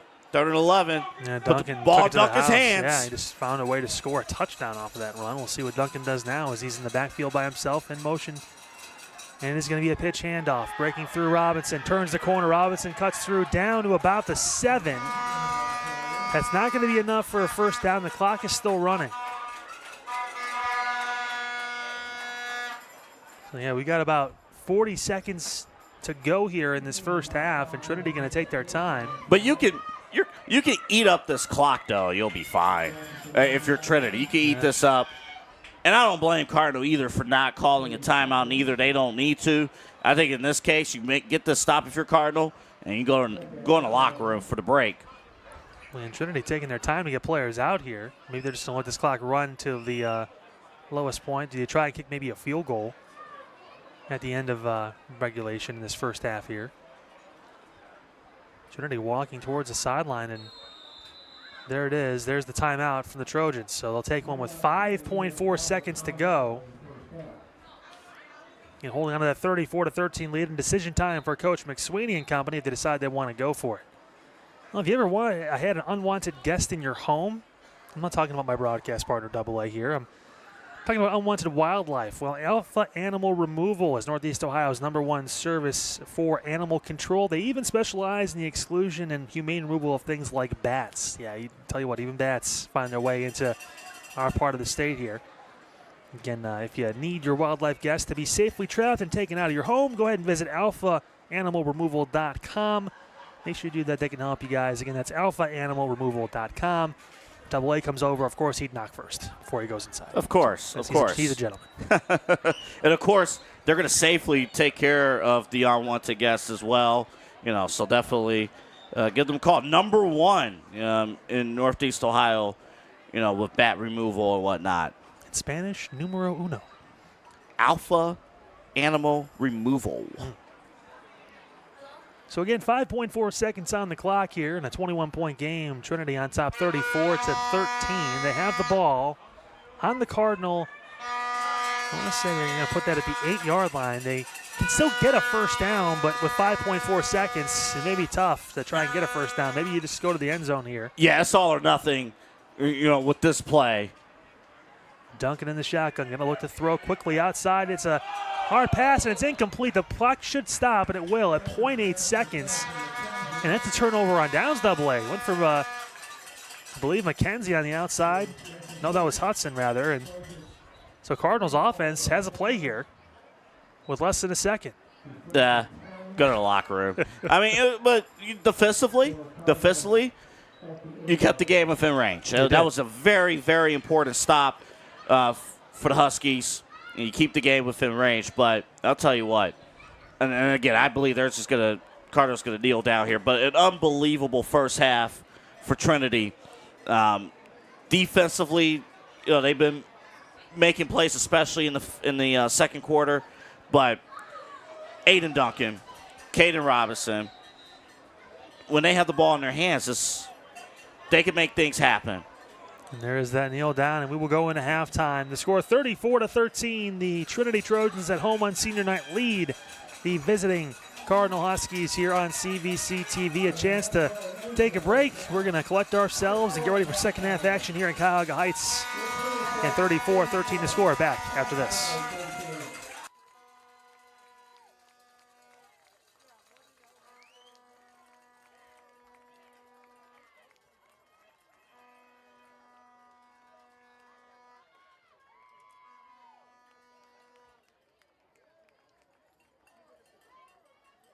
Have you ever had an unwanted guest? No, not your ex, not your neighbor. I'm talking about an animal that belongs outside that you find inside your home. Well, guess what? Alpha Animal Removal will take care of all of that for you. From trapping and removal to animal damage repair to prevention screening and more. Alpha Animal Removal will ensure your unwelcome guest stays out. So the next time you need to trap or remove your unwanted wildlife guest, go to alpha-animal-removal.com. He shoots, he scores! Think you have what it takes to be a sports broadcaster if you have a passion for sports. Ohio Media School can train you in just 8 short months to be an announcer, host, radio personality, and so much more. Get paid to talk sports, flexible class schedule, hands-on training and financial aid for those who qualify. Start your career now by visiting us online at beonair.com or call 3-112-884-8000.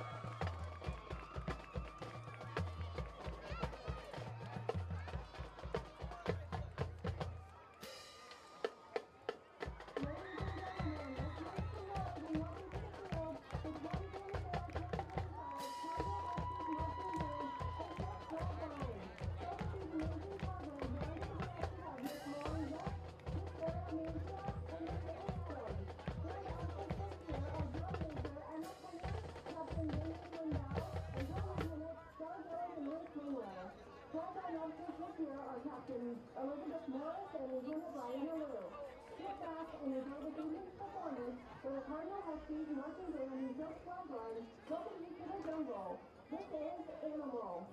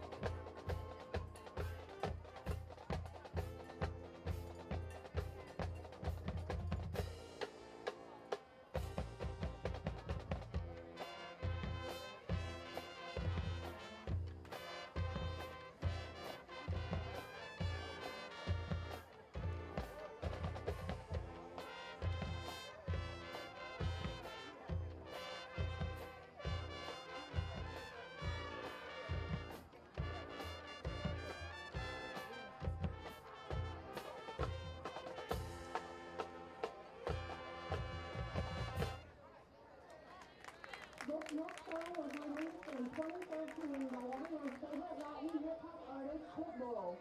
This song hit the charts in countries like Norway, Germany, Australia, and 14 other countries. Here it is, Timber.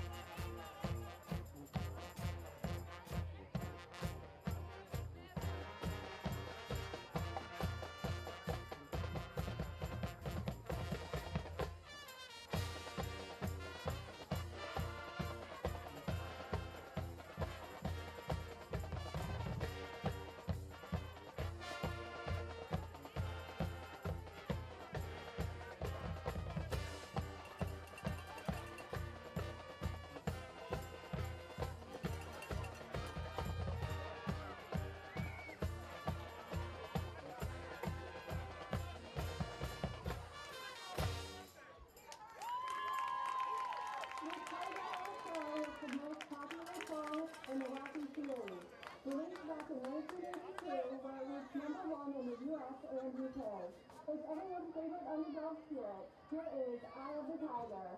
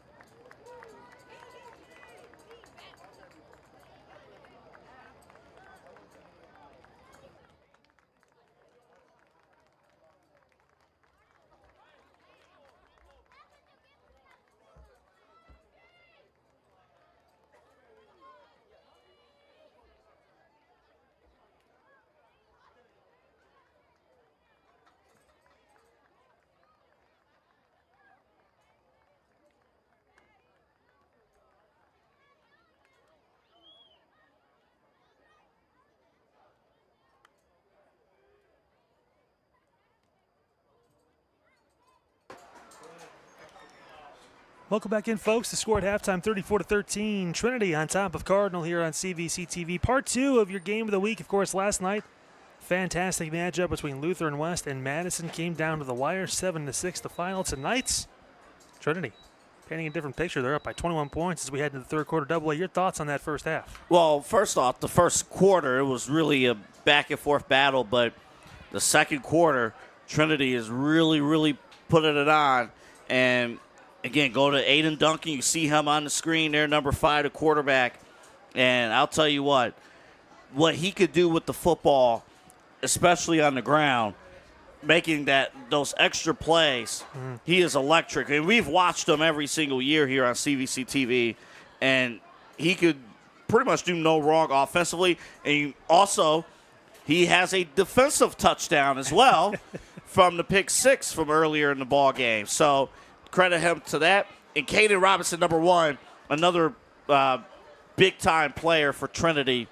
And in the second quarter, offensively, it's been go for this Trinity offense.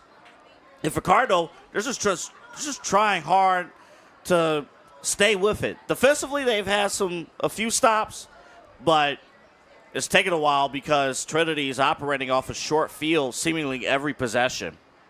And we saw the early success of the pass game, too, for Cardinal, we talk about the change in offense to an air raid scheme. He threw the ball 24 times in that first half, only completed 7 balls, and it was tough right there for Cal Simonello, who was 7 of 24 for 144 yards. He had 2 touchdown passes, but he also had 2 interceptions, 1 returned for a touchdown in that first half. Double A. He's got to be more on target, more accurate in the second half if Cardinal has a chance to get back into the game. In his game situations, one of those interceptions, the one to Aiden Duncan, was off of a 3rd and 25 where you're trying to go for the home run ball. You throw across body into traffic, and Duncan's there is easy pickings. Like, those are – you don't want to give the other team points. And in that situation, that's what happened. Now, if you're Coach McSweeney, Trinity's had that issue throughout the year, but not tonight. You know, that's been a trick with this team and with these teams throughout the CVC,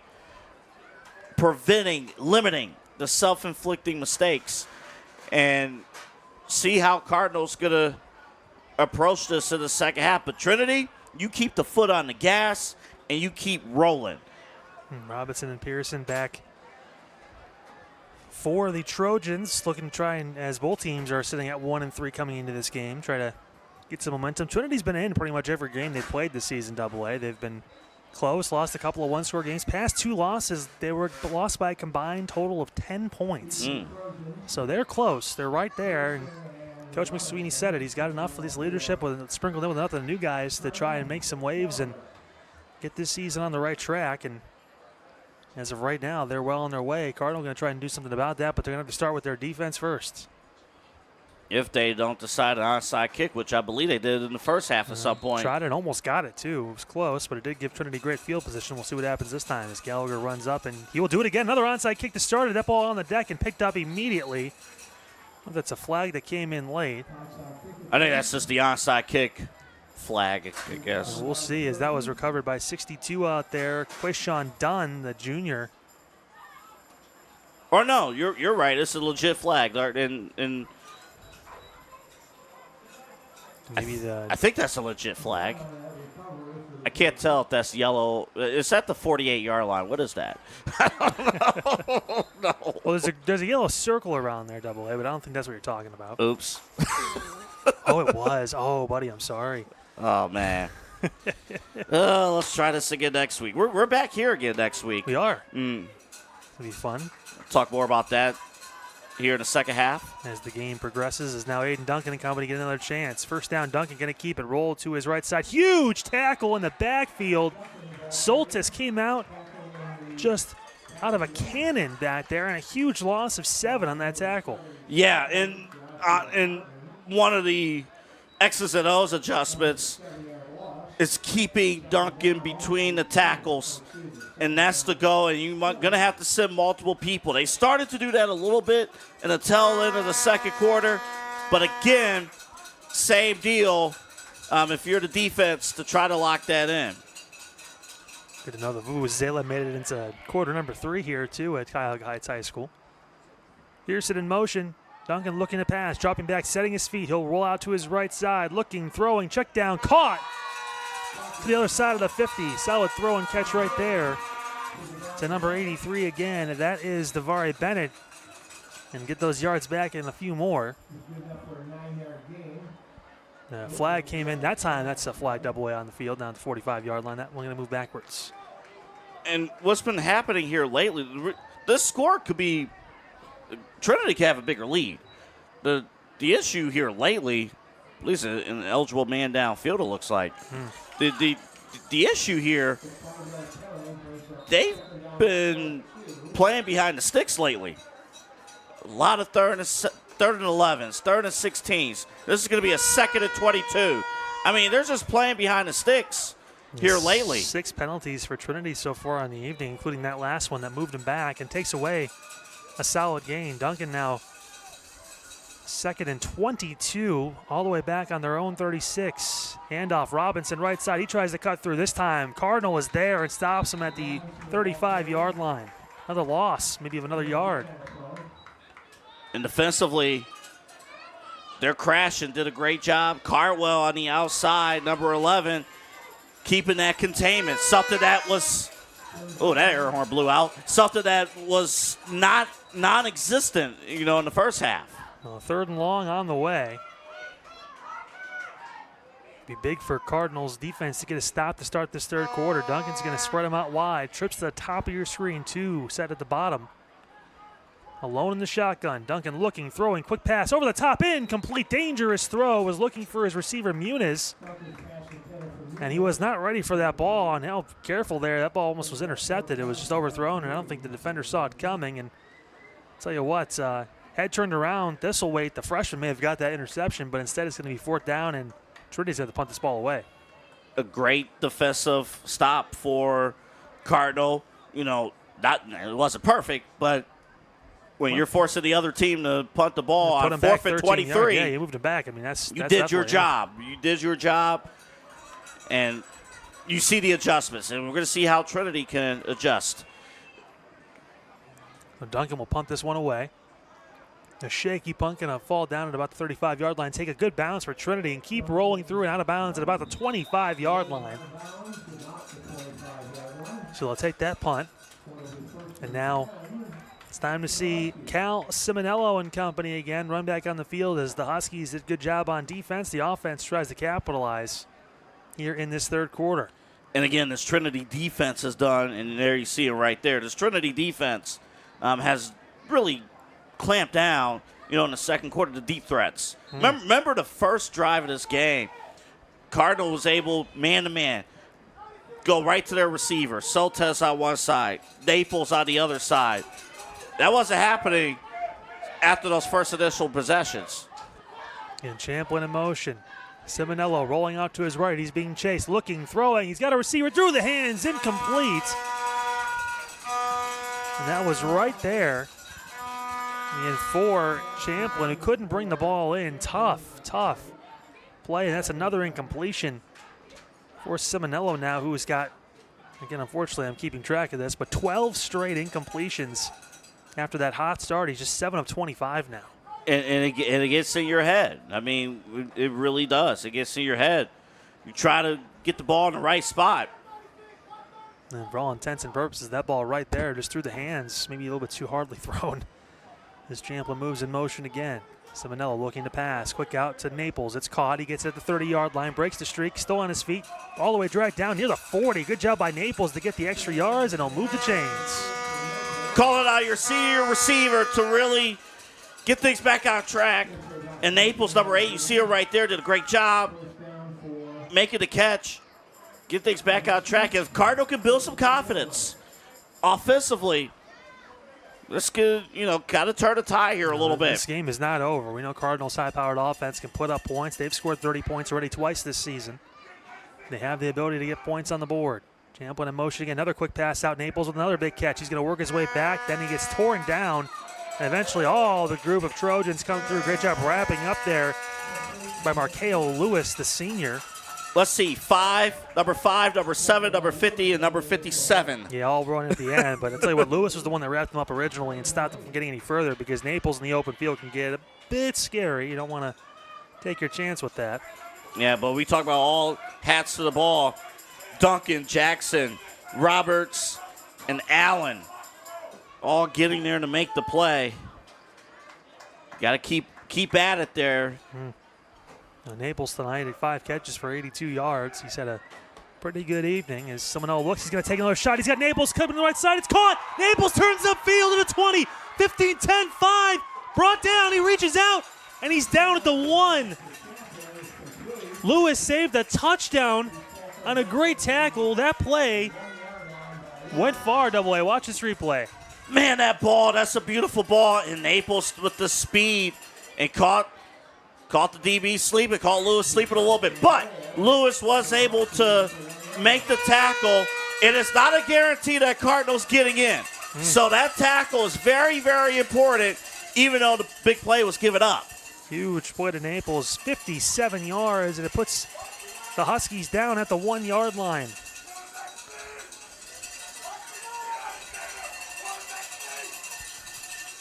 And it's a run through the middle, and it's a touchdown. I think Salmonella, did he keep it himself? Yes, he did. He did, as he gets in for the rushing touchdown. Only had to go a yard. They did it for him. And he slid through. Watch that. nice. Just sidestepped his way through the pile, avoided the QB sneak pile up, got in, and a big touchdown right now for the Huskies. 34-19 the score. And a great job by the offensive line. You know, when you go to Cardinal, they have a sled machine. They have it here, too, at Cuyahoga Heights, but they have a big sled machine right outside it's right at their practice field. And you can see the sled work going right at it there with the offensive line. It's a great response for this Cardinal team that could have been out of it. Got themselves back in a little bit. Gallagher going to line up the extra point. It's a fake. The snap was late, trying to run to the outside. He's not going to get it. I'll tell you what, try as best he can. That was a tough ask right there from Mason Thistlethwaite, the freshman, who tried to hold down the snap, and it was just coming in too late. Good pressure by Trinity. It's a heads-up play, but again, with the mishandled snap, only 6 on the board, but an important 6 for this Cardinal offense. Of course, the presenting sponsor for CVC TV is the Ohio Center for Oral, Facial, and Implant Surgery. Drs. Keith Schneider, Don Lewis, and Jill Weber. Their specialties include dental surgery and implants, corrective jaw and facial surgery, and trauma reconstruction. For all of your oral surgery needs, visit the Ohio Center for Oral, Facial, and Implant Surgery website at www.ohsurgery.com. Still got a ball game, AA, 34-19 the score. Trinity holding a 15-point lead, 7.5 minutes to go into this third quarter. And Cardinal, tell you what, defense gets the stop, pushes actually Trinity backwards 13 yards before they punt the ball away. Offense, a couple big plays, including that 57-yard bomb from Simonello to Naples. And after the QB runs it in for 6, we're getting closer. They are, again, selling out to the run, for the run defensively, for Cardinal. Trinity, see what kind of adjustments they make. Gallagher going to so another onside kick. Gallagher, that ball rolls, and it's picked up by Trinity. Great job right near midfield, avoiding the kickoff now. And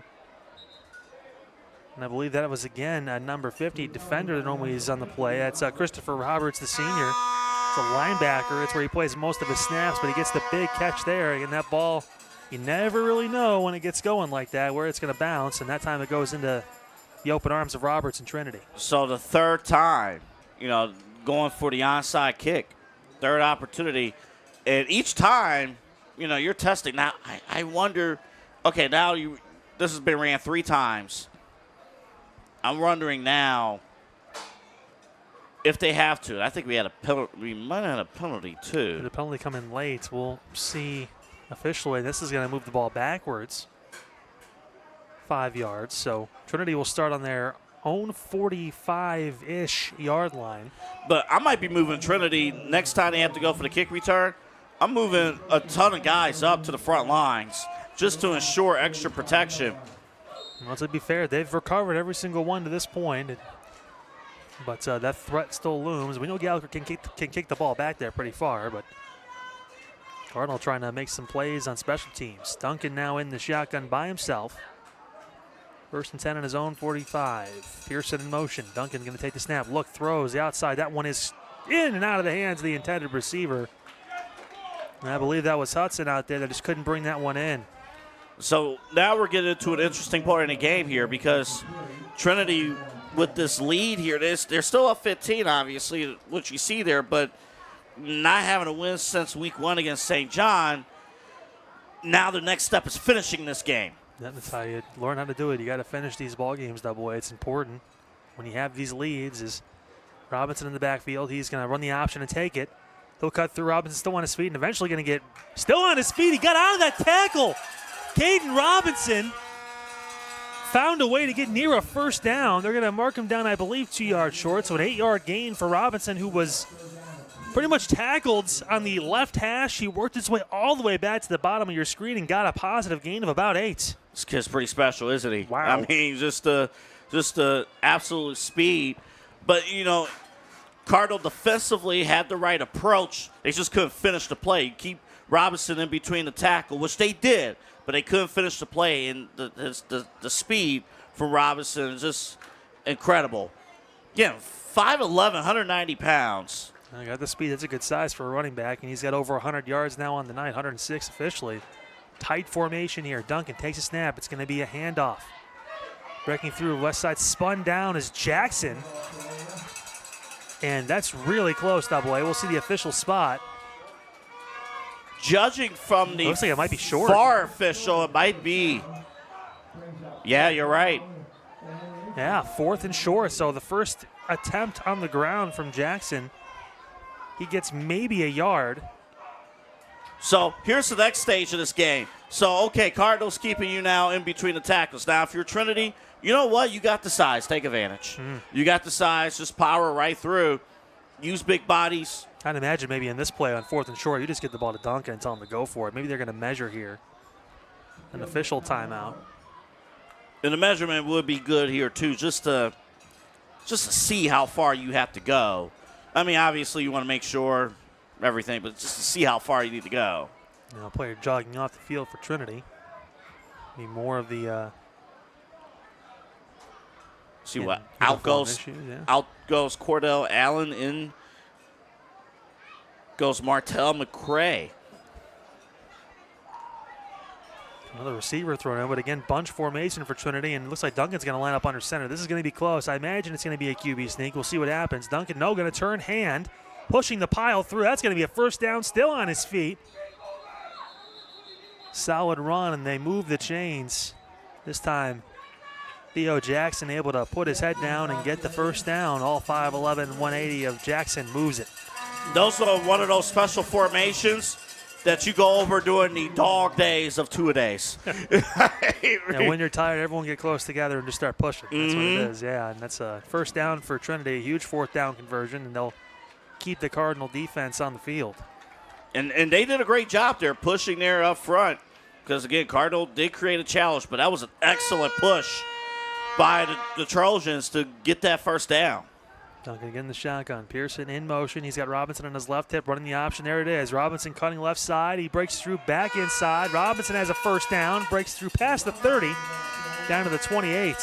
Solid run of 14 for Robinson. And that's what happens. Like, we get that big play, all of a sudden, Caden Robinson back again. Second level running. The speed. 120 yards on the ground for Robinson tonight. 122 for Aiden Duncan. And Robinson and Duncan too, but especially Caden, his strides, lengths, is something I'm jealous of. You know, because again, it's just he's eating up steps on the field. He's got the track star mentality out there, Double A, making those big plays. First and 10 on the 28. Duncan looking to pass, going to throw over the middle. He's got a receiver there deep, and it's out of the reach of the receiver there, which was Bennett. Just could not get it in, and they need more pass attempts than we've seen from Aiden Duncan than normal. He's thrown the ball 14 times tonight. You would think with all the great running that we haven't seen as many pass attempts, but Duncan, again, one of those long passes, just a little bit too long. They've been trying that seam route. You know, they've been trying it with McKenzie, number 3, and they tried it there with Bennett. You know, it just hasn't connected in this game so far. He's had the options out there. The receivers have been open, just overthrowing the ball a little bit too much. So here comes second down. Ball over on the 28-yard line. Jackson on the right hip of Duncan in the shotgun. And Duncan going to keep it himself at the middle. Duncan breaks through. He's got room. Duncan cuts back to the right side. Inside the 20-10. He's still on his feet. Staying in bounds. Staying with the body and scores. Aiden Duncan puts his head down, and for the 4th time in the game, he scores. And it was some of the tackling that actually pushed Duncan into the end zone. You know, so Trinity makes the adjustment. Hey, we're going to keep everyone between the tackles, so let's put Duncan through, and no one's ready to go at second level. Now Duncan just powered through that tackle. He saw Dominic Naples, who also plays cornerback out there, and he just got ran over essentially. And well, there you go. Duncan with his 4th rushing touchdown of the evening, his 5th overall. Remember, he had the interception return for a touchdown in that first quarter. So offense, defense, it hasn't mattered. Extra point is up. It's shot up, and it is good. Solid kick by Rosa, and the score now 41-19. Trinity on top of Cardinal here on CVC TV.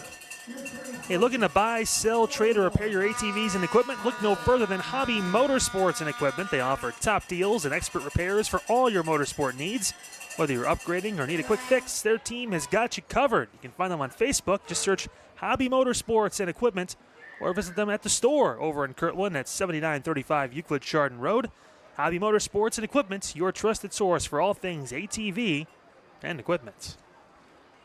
An excellent response by Trinity. Just be able to just drive. They adjusted because you obviously see defensively the adjustment that Cardinal made.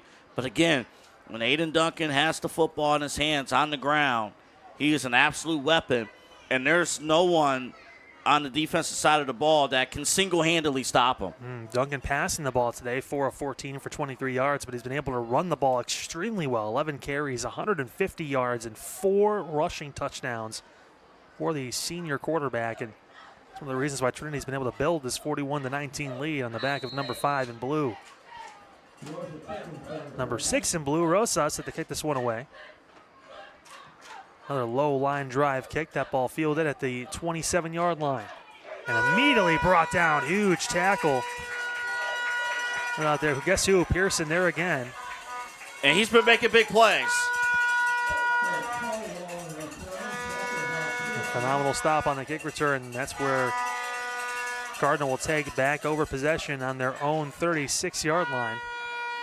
Well, maybe the 37. They give him a gracious yard there. And that's where Simonello and company will come back out. Hey, tell you what, offense found a few things that worked last drive, Double A. Yes, they have. And, you know, see what's going to happen if they get back to it.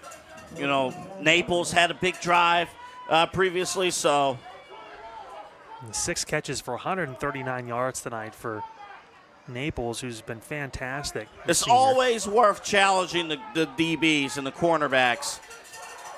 A lot of space to the right, under pressure immediately. Simonello breaks through. Now he's got some room. Simonello looking. He's going to take off and run the football, and it'll get spun out of bounds at around the 43-yard line. Tell you what, Smith, number 13, was on his tail.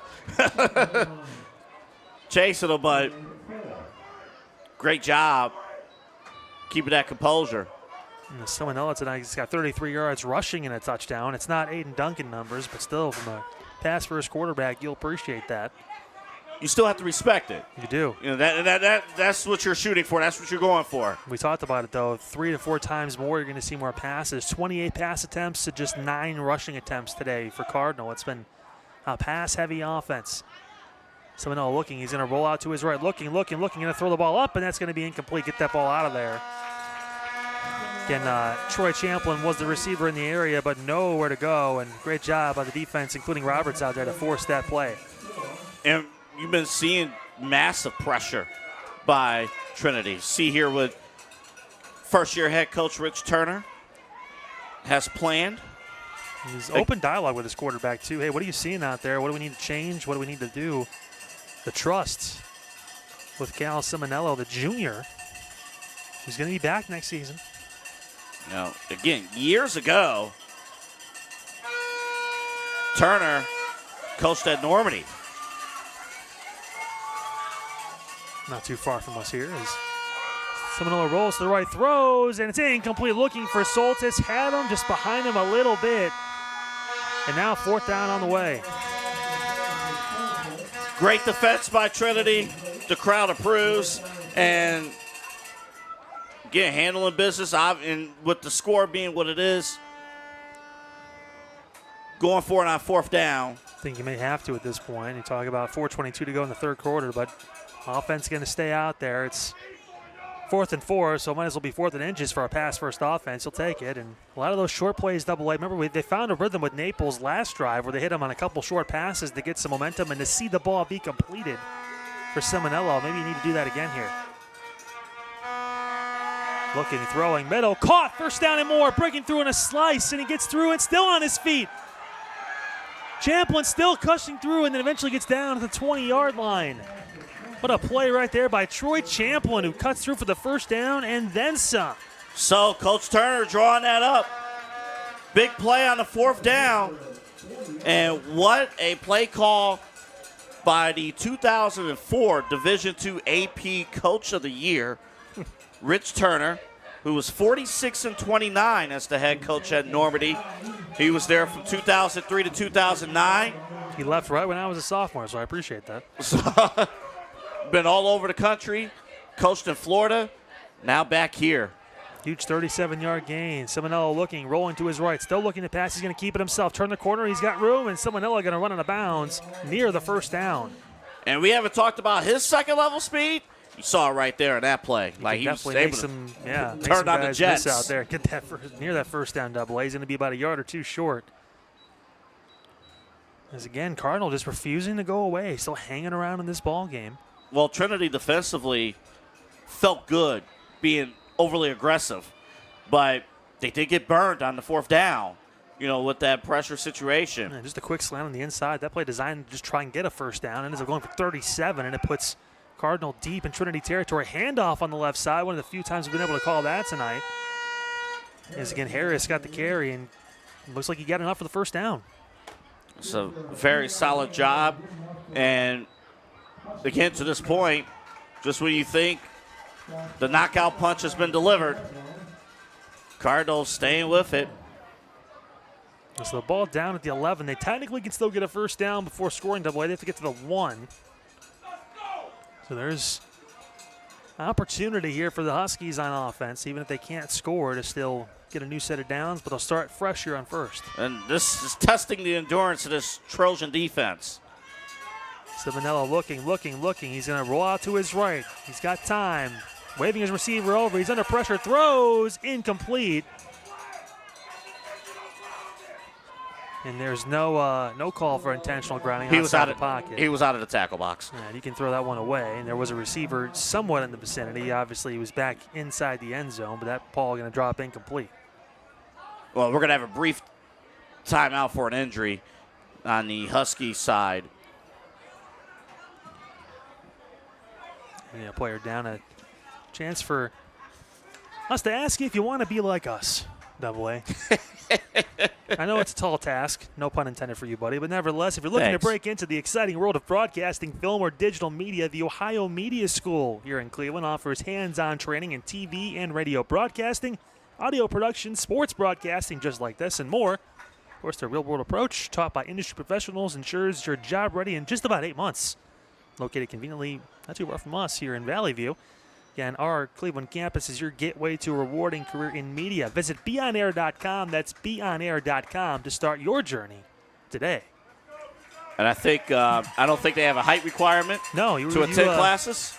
You could be 5'6" or well. So you worked 6'7". at Cedar Point for a long time. Could you ride any of the rides? I did. I actually qualified for all the rides. Really? Yeah, the adult and kids rides. I just want to point out, Double A helped me move into my apartment not too long ago, and he met my son. Who is 6 and is almost as tall as you. He will be as tall as me by the end of 2025. Yeah, we'll give him like another year and some change. Just being generous with the with the prospects of that. Yeah, that kid's tall already. That's insane. Man. I'll tell you what. Happens right. It's almost like he's mine. Someone looking to throw. He's got a receiver open. Comes back, catches it. Did he hold on? He did. A touchdown. And I'll tell you what, I think is that Soltis? I think it is, and he paid for that one, but Soltis brings it in for an 11-yard score.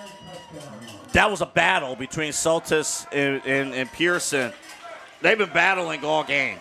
That matchup has been a battle, and that go-around, Soltis made a tough play and got the score, and they're going to go for 2 to try to make this a 14-point game with 2 touchdown difference.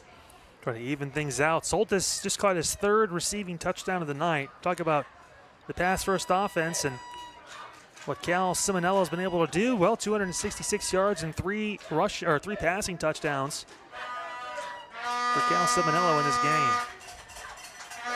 See if there looks something in the flat. Rolling.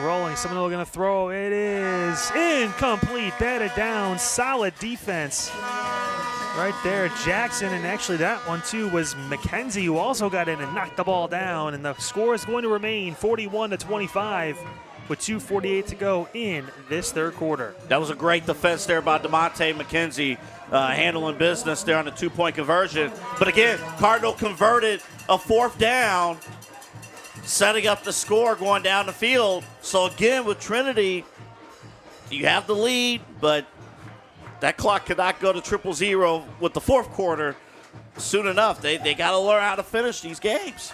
Now, keeping Cardinal alive, and the offense just hasn't been able to get an extra point or a two-point conversion to go in recently. They made the first one. Since then, it's been tough sledding for this Husky offense to try and close the gap. And it's been an eventful night for Simonello. He's got a rushing touchdown as well as 3 passing touchdowns. He does have 2 interceptions, but his play has been able to keep these guys in it. Soltis making some big plays down in the red zone, and even Naples as well. Dominic Naples, the senior, catching a couple of deep passes in this game to keep the Trojans honest and keep this game still within reach. Still technically 2 scores, Double-A, a couple touchdowns and a couple 2-point conversions. And yeah, again, probably another onside kick opportunity coming up. This will be the fourth. We'll see which way they decide to go, and it will be. It's going to be a short kick on that side, and it's going to go out of bounds. Has to go at least 10 yards. It got right near the 50 because they kicked off from the 40, but just could not get there. And yeah, it only went 9 yards. yeah. So in this situation, Double-A, the ball should be, I believe, spotted. Right where it went out, there'll be no. Yeah, it should be Trinity's ball. Yeah, Trinity at the 49-yard line of the Huskies because it was close, but they needed that extra little bounce because they got there, the Huskies did, but they had to wait for the ball to cross the 50-yard line, and instead there is going to be a penalty, and it will be enforced there, so it's 5 yards. And the ball will instead be placed at the 44-yard line of the Huskies because high school sports. Yes. So, yeah. Yes. What's the national body? Not the OHSA, but the NFHS. I think that's the national governing body. That's a lot of letters. I don't know what you're saying, buddy. Yes. Robinson gets a carry to the left side, cuts back into the right. He's met by a host of tacklers. Still on his feet. Robinson won't go down. Eventually he does, but it took a whole host of tacklers from Cardinal to get him. It was a gain of 3, and that would be the 3 hardest yards he ever got in his life. And he almost, again, successfully cut all the way back and had the big play again, like he did in the previous possession. Over 120 yards on the ground for Robinson tonight. Featured back, he's got 19 carries. Duncan going to roll out, pitch out. There he is again. Robinson spins down inside the 40, down to the 37, 38-yard line. Another 4 to 5 yards. Get a physical game. Of course, Robinson limping a little bit, heading back number 1, limping back to the huddle. Well, the beauty is you still have Theo Jackson back there, who's only had a couple of carries tonight. He's been active on the defensive end, but you've got options if you're Coach McSweeney and company to run the football. And of course, there's the old number 5 too. He could maybe run the ball for you a little bit if you want him to. You can do a little bit of something running the ball. Yeah, just a little bit. Only a little bit, not a lot, but just a little bit. Duncan trots back into the huddle there. Again, finds himself up 16. Under a minute and a half to go in the third quarter. Got to watch the containment. Going to be handoff again up the middle. Breaking through is Robinson. He's right near the first down marker. They're going to say maybe based on the spot he might be just a half a yard short. Interesting. So decision time again. Well, where they're at on the field, they're going for it. I where said they're that, at. but I said it tongue in cheek. We know what's going to happen. Yeah. I mean, at the 35, you're playing with the lead, but your strength is the offensive side of the ball right now. Right now, it's not the defense; it's the offense at this moment.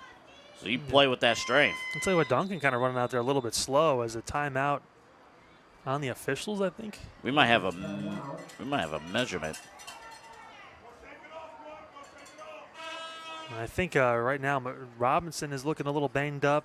Duncan was jogging out there a little tough, and he's gonna. Well, remember Robinson. We mentioned in the play before he was limping, heading back to the huddle. Yeah. So Muniz checks into the game now on 4th and short. Big 4th down here.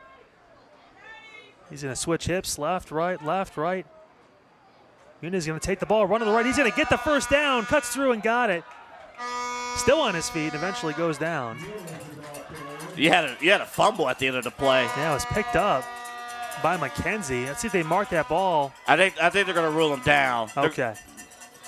Yeah, I thought that Muniz was down, but the ball did come out towards the end of the run, and he had to fill in for Robinson, who was shaking off. It looks like a lower leg injury. But, hey, guess what? So the previous drive, Cardinal converted a huge 4th down. Trinity doing the same thing, setting up a new set of downs. And they might execute the new set on the other side of the quarter. And they're going to let this one roll out. And that is the score as we head into the 4th, 41-25. Trinity on top of Cardinal here on CVC TV. 4th quarter action just moments away in Double-A. Again, a big job by the senior in Muniz. Talked about it a lot more last year, running the football and having to pull double duty as one of the linebackers. We've seen him obviously on the defensive end tonight make some plays, and now offensively coming through with a big run on 4th down to move the chains for Trinity. And a change of pace, too, because Robinson's executed a little bit more off tackle on the outside. Muniz, in his case, he's going just between the guards. And the change of pace, you forget he's fast, too. I mean, that was the big takeaway from that play call. It was like, wait a minute, his speed, there's a different level of speed with him. And he did a great job getting the 1st down. Yeah, heading into the 4th quarter, it's a 16-point Trojan lead. It'll be 1st down. Senior night here in, for Trinity High. Which, again, halfway through the season, you expect senior night to be your last home game, but because of the way the schedule works and because Trinity does share the field with Cuyahoga Heights, it just so happened that this would fall tonight. Well, and remember, too, the night factor as well, because, when you're sharing stadiums, you don't have the advantage of, again, we're going to be here next week on Friday for Cuyahoga Heights, their home game. Yeah. But right now it's about Trinity and trying to shut the door on this Husky team as Robinson is going to get the handoff up the middle, spun down eventually after a gain of another 5 to 6 yards. Good kickoff block there up front for Trinity. And a good gain. That really set it up to get 5 yards there. Tell you what, unsung hero tonight has been Theo Jackson, blocking out there, kind of playing that tight end spot. See him there, number 7. He's been kind of the lead blocker, essentially, for Robinson and Duncan and some of these guys that have gotten the handoffs. So Duncan again in the shotgun, 2nd and 5 on the Cardinal 27-yard line. Letting that clock run down. Snap hand. Robinson cuts back inside. Busts through past the 25-yard line and gets down eventually to the 21. That's right near the 1st down marker. That's second effort by the game in the 1st down. That second effort, chugging through, gave Trinity, and this is their time right now. You want to learn how to close football games?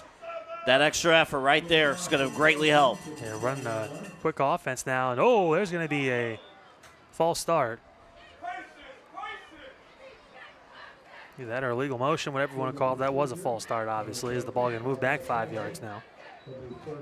Trying to run, hurry up, catch Cardinal sleeping, and instead 5 yards backwards. That's going to be the 7th penalty of the night for Trinity. But so far, again, they've been able to play through them and keep this lead. Oh, absolutely. It's got to be locked in and focused. That's really what you're zeroing in on. But they did get the 1st down before, but playing behind the sticks. And Trinity again in that shotgun. Jackson and Robinson going to shift back over and line up with Duncan. Clock continues to run. 10.5 minutes to go in the game. Handoff. Robinson, right side, cuts down, dives through, and tries to get some of those yards back. He gets about 3. Busy night for Caden Robinson. His 24th carry, but he's at 144 yards and a touchdown. Senior tailback. He's the workhorse of this offense.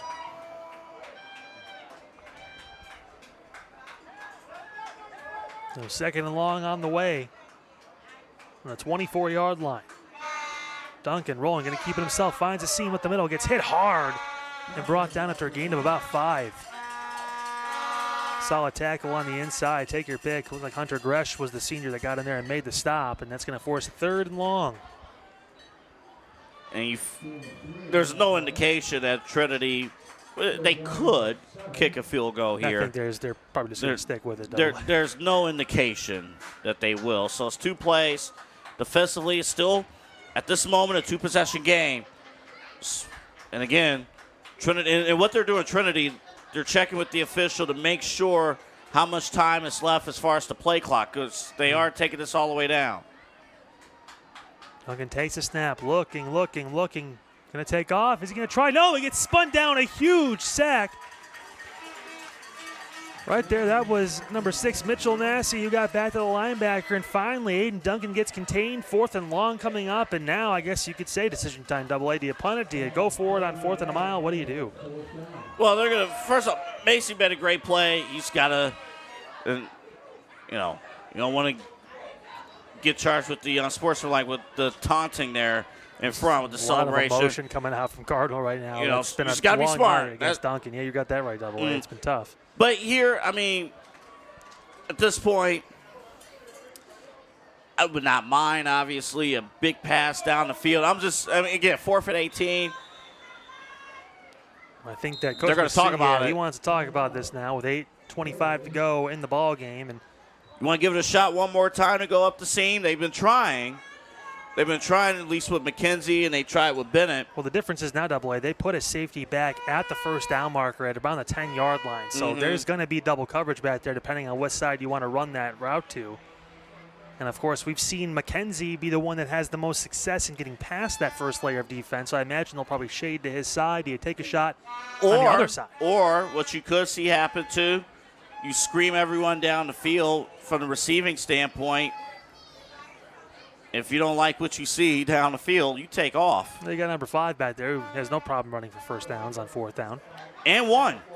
I mean, so. Yeah, we've seen both Robinson and Duncan have fantastic evenings. After that loss of 12, Duncan actually now has 1 less rushing yard than Robinson, so I'm sure that'll be something they talk about. And that would be another option. Yeah, Robinson's coming out. The other option, you send. We'll see how this formation plays out, though. Hey, don't forget, we also saw. This could definitely work, too. Yeah. Well, Pearson is another guy you see that bunched up at the top of your screen there. That could be a guy that could break through, and he's had a couple opportunities. Watch Robinson on the flat, on the top side of the screen. Barry's going to play blocking. Oh, what a huge hit. It was a pump fake in right place, right time. Big hit. That was from Harris. Chase Harris gets back there, back-to-back sacks, and it's a turnover on downs. For the first time tonight, Trinity's offense looking a little puzzled, and Duncan couldn't get that ball out in time. You don't never like seeing your quarterback take those kind of hits, and that was rough. Wow. Oh, boy. Don't feel that one. And he flew through. I think Duncan just thought maybe he was going to fly by him, but no, he read it right and just stepped into that hit. And, man, my goodness, Aiden Duncan. This creates a little bit of danger here now because if Cardinal could close this in here. Give credit where credit is due to Duncan, too. He's back on the field on defense, plays safety for Trinity. But now Simonello and company have an opportunity to close the door and try and get this to a one-possession game. Long pass, looking on the back shoulder, throws, incomplete. A lot of hand-checking out there, not seeing a flag. Well, Hudson did a great job playing the football, though. Like, if he never turned his head, maybe the flag's there. But, again, the official's right on it there, too, on that side. But Cardinal trying to strike on first down. I don't blame them for the approach. Eventually, the Vuvuzela is going to run out of honk. Oh, don't worry, they brought a backup. Now there's a flute down there. Or maybe it's the Vuvuzela's son or daughter that's hasn't hit puberty yet, nevertheless. I worry if this game goes to overtime. Another pass attempt going to be a dump down through, and that one's caught. Harris has the ball in the open field. He breaks through. Harris spins down past midfield for a first down. Great check down and a gain of 15. Yeah, physicality, and we see there on the Trinity side. Okay, he did get up. Let's look at the replay. Did not stay home, Trinity. And right there, running the big play. Huge. That's what happens. You don't read the screens. Simonello back now in shotgun, looking to pass, feeling the pressure, going to roll to his right, try step through. He's going to get brought down for a huge sack. A couple guys back there. Hudson was one of them. Theo Jackson as well. So you may not have to read the screen, but you can read when a sack's coming. Darian Smith got back there too, number 13. There was a host of guys that were just pressuring down on Simonello, and he had nowhere to go with that football. They're trying to run deeper patterns here, but found success on the check down. This time they're 9 yards back. 2nd and 19 now on their own 43. Simonello looking. There's a short pass. It is complete. Cutting through, gets the yards back, and then some. And a solid catch and return there was Champlin.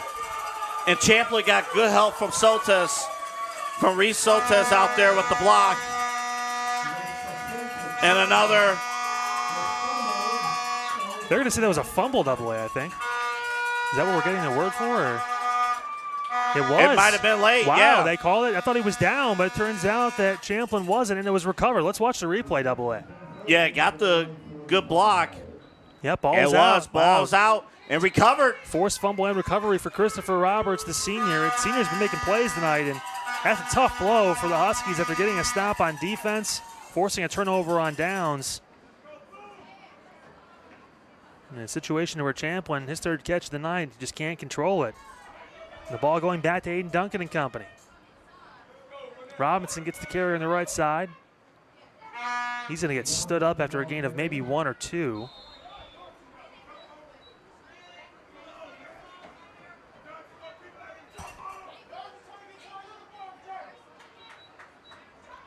Yeah, again, they're going to give him a gracious 2 yards there for Robinson as they approach midfield, and a big turnover. You talked about the Huskies building some momentum on offense. Now the defense has to make another critical stop. And that was after a big play, of course, too. You know, they had that gain. And they got all those yards back. They lost with the sack. Could have been 3rd down at about 7 or 8. Instead, it's Trinity with 2nd down. Handoff inside. Robinson spins down. Look, he's backpedaling for yards there as he gets down near midfield. Man, I'm so impressed. I am so impressed. And you can tell he's playing hurt too. And, you know, he is still, number one, still carrying the team on his back. Man, he has had, and yeah, you can tell he's hurt right now, but number one has had a really phenomenal game. Bit of a line change. There's some more Trinity offensive players come in. It's been a heavy workload today for Gaden Robinson. 26 carries. He's got 148 yards on the ground in that first touchdown of the game. Yeah, if Trinity holds up against this W, it will be a fight between Aiden Duncan and Keaton Robinson for the player of the game. Duncan hands off to Muniz on the right side. He turns the corner, and he's met, and he's brought down. Great job. The Huskies defense really starting to come alive in this 4th quarter. Going to lose 3, so a big 4th down on the way. And we got a Cardinal timeout. So they realize here with 5:16, probably going to get the ball back, and they're, you know, running out of opportunities here, but they have an opportunity. They see the big plays they've been able to make with Naples down the sideline. You've seen even before that fumble, Champlin able to make some big plays too in the passing game. There's an opportunity there. Of course, Soltis has 3 touchdown catches tonight. If the Huskies can get this ball back and score quickly, never say never. No, of course not. You know, that's what you're shooting for. And definitely an opportunity. But also bear in mind, will Trinity go for it? I don't know if I want to keep a bear in mind. I prefer maybe like a dog or a cat. Yeah. Well, something less threatening. But that's the thing, though. Maybe a lizard. But sometimes a lizard is a threat, too. Maybe a husky. We have a husky here. Did you not see it earlier in the game? We have a somewhere down there. We have a husky here. What's going on? Man. All right, so Naples is going to go back to attempt to return this. They'll throw Soltis out there as well as Champlin, just in case it's a short punt.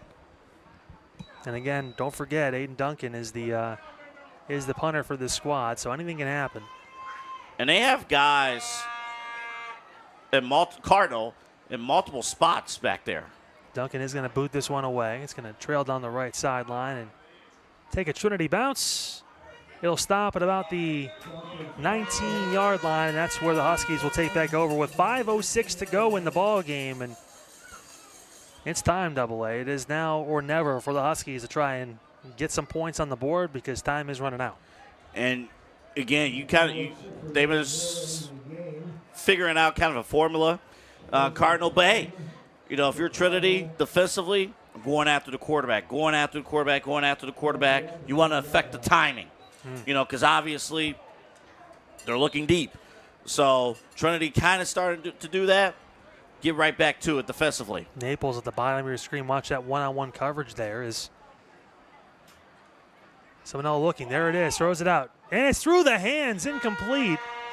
It was one-on-one with Lewis on the outside. Naples couldn't bring it in. Uncharacteristic of the senior. But if you're Naples, you got to stay with it now. Hey, that play happened. Can't let it discourage you. They need you on this drive. And now looks like Champlin getting the play in from Coach Turner. Again, this is a Cardinal offense. 2 of the 4 games, they have scored at least 30 points. Yeah, this is not a team that's afraid to put points on the board. We know that it's been the defensive side of the ball. Can they get some stops? And they've been able to do that the past couple possessions now against Trinity here. Seminole under pressure immediately, breaks through, looking to pass, fires up, and that one's going to be incomplete. Flies far out to the sideline. There was a receiver in the area, so I don't believe there's going to be any sort of rounding call there. Yeah, because he was dangerously close to being in the tackle box. But that's what you do if you're Trinity. You impact timing, you get after him. You get after him hard. And Trinity did an excellent job there in sending the pressure from different sides. That time on the backside. 38 pass attempts tonight for Cardinal. Just 14 completions, but still found a way to get 284 yards out of those 14 completions. Can they find another one here?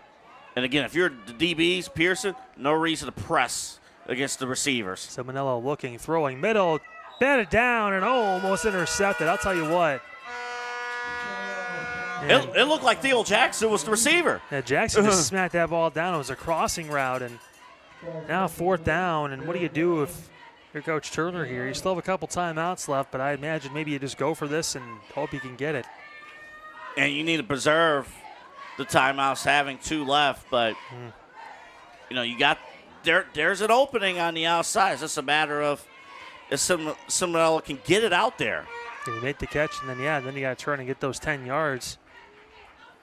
There is room here on the near side for an opportunity. Lots of space. Seminole going to face pressure again. Throws to the outside. It is caught. Turn the corner past the 30. Still on his feet. It's Soltis. Breaks through, and he gets spun down at the 40.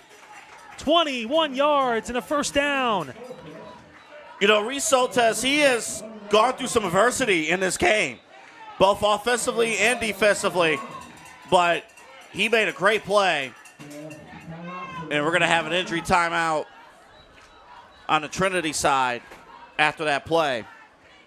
Well, one more chance to tell you about our presenting sponsor for CVC TV. It's the Ohio Center for Oral, Facial, and Implant Surgery. Doctors Keith Schneider, Don Lewis, and Jill Weber. Their specialties include dental surgery and implants, corrective jaw and facial surgery, and trauma reconstruction. For all of your oral surgery needs, visit the Ohio Center for Oral, Facial, and Implant Surgery website at www.ohsurgery.com. And, of course, thank you for your support of the Chagrin Valley Conference and us here at CVC TV. Well, they needed a big play there, Double-A. They went to someone with the last name Soltis, which is not usually a bad idea. No, and he made a football play once. He made the catch. It was a great throw. Made the catch, but it was not guaranteed he was going to get the 1st down from the spot where he caught it, but made a quick step, made a football move, and got the 1st down. That was an impressive route. And Pearson getting back up, Xavier Pearson, and he has made impact plays throughout this ball game.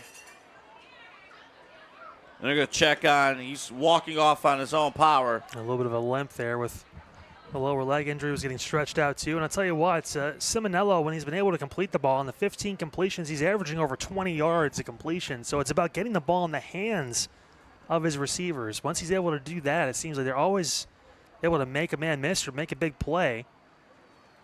But Trinity is, you're right, you're 100% right. Trinity is packing the box. They're packing Yeah, he's the facing inside. pressure immediately. He has to get the ball out quick now. But if he could get, and it's easier said than done, if he could get the ball out to the X and Y receivers, you got a shot. Pressure again. Simonello looking, throwing. He's got a receiver out through the hands, incomplete. And streaking down the right side here. Tell you what, Champlin going to be kicking himself on that one. That was a great throw and just went right through the top of his hands. Man, that was tough. Aiden Duncan, of course, helping him up too. Great sportsmanship, but man, that's a tough play. But hey, that's high school football. I'll tell you what, he's not going to have a shortage of reps. 41 throws tonight. Oh my goodness. For Simonello, he's completed 15. Like we said, he eclipsed 300 yards, so he's been able to hit when he's had the ball caught. But there's been some drops tonight too for this Cardinal team. As we have 4.5 minutes to go in the game, and the Huskies trailing by 2 touchdowns and 2 two-point conversions. Pressure again. Quick throw to the outside. That one's Naples. It's caught. There's a flag on the back end of the play. Naples got about 6. We'll see what the official call is in the area of holding. Yeah, I was going to say, yep, you're right on it. And it will be on Cardinal. Believe it or not, it's only Cardinal's 3rd penalty of the ball game. Relatively clean play from this offense, who does move extremely fast and throws the ball often, but now that play going to get backed up. 10 big yards.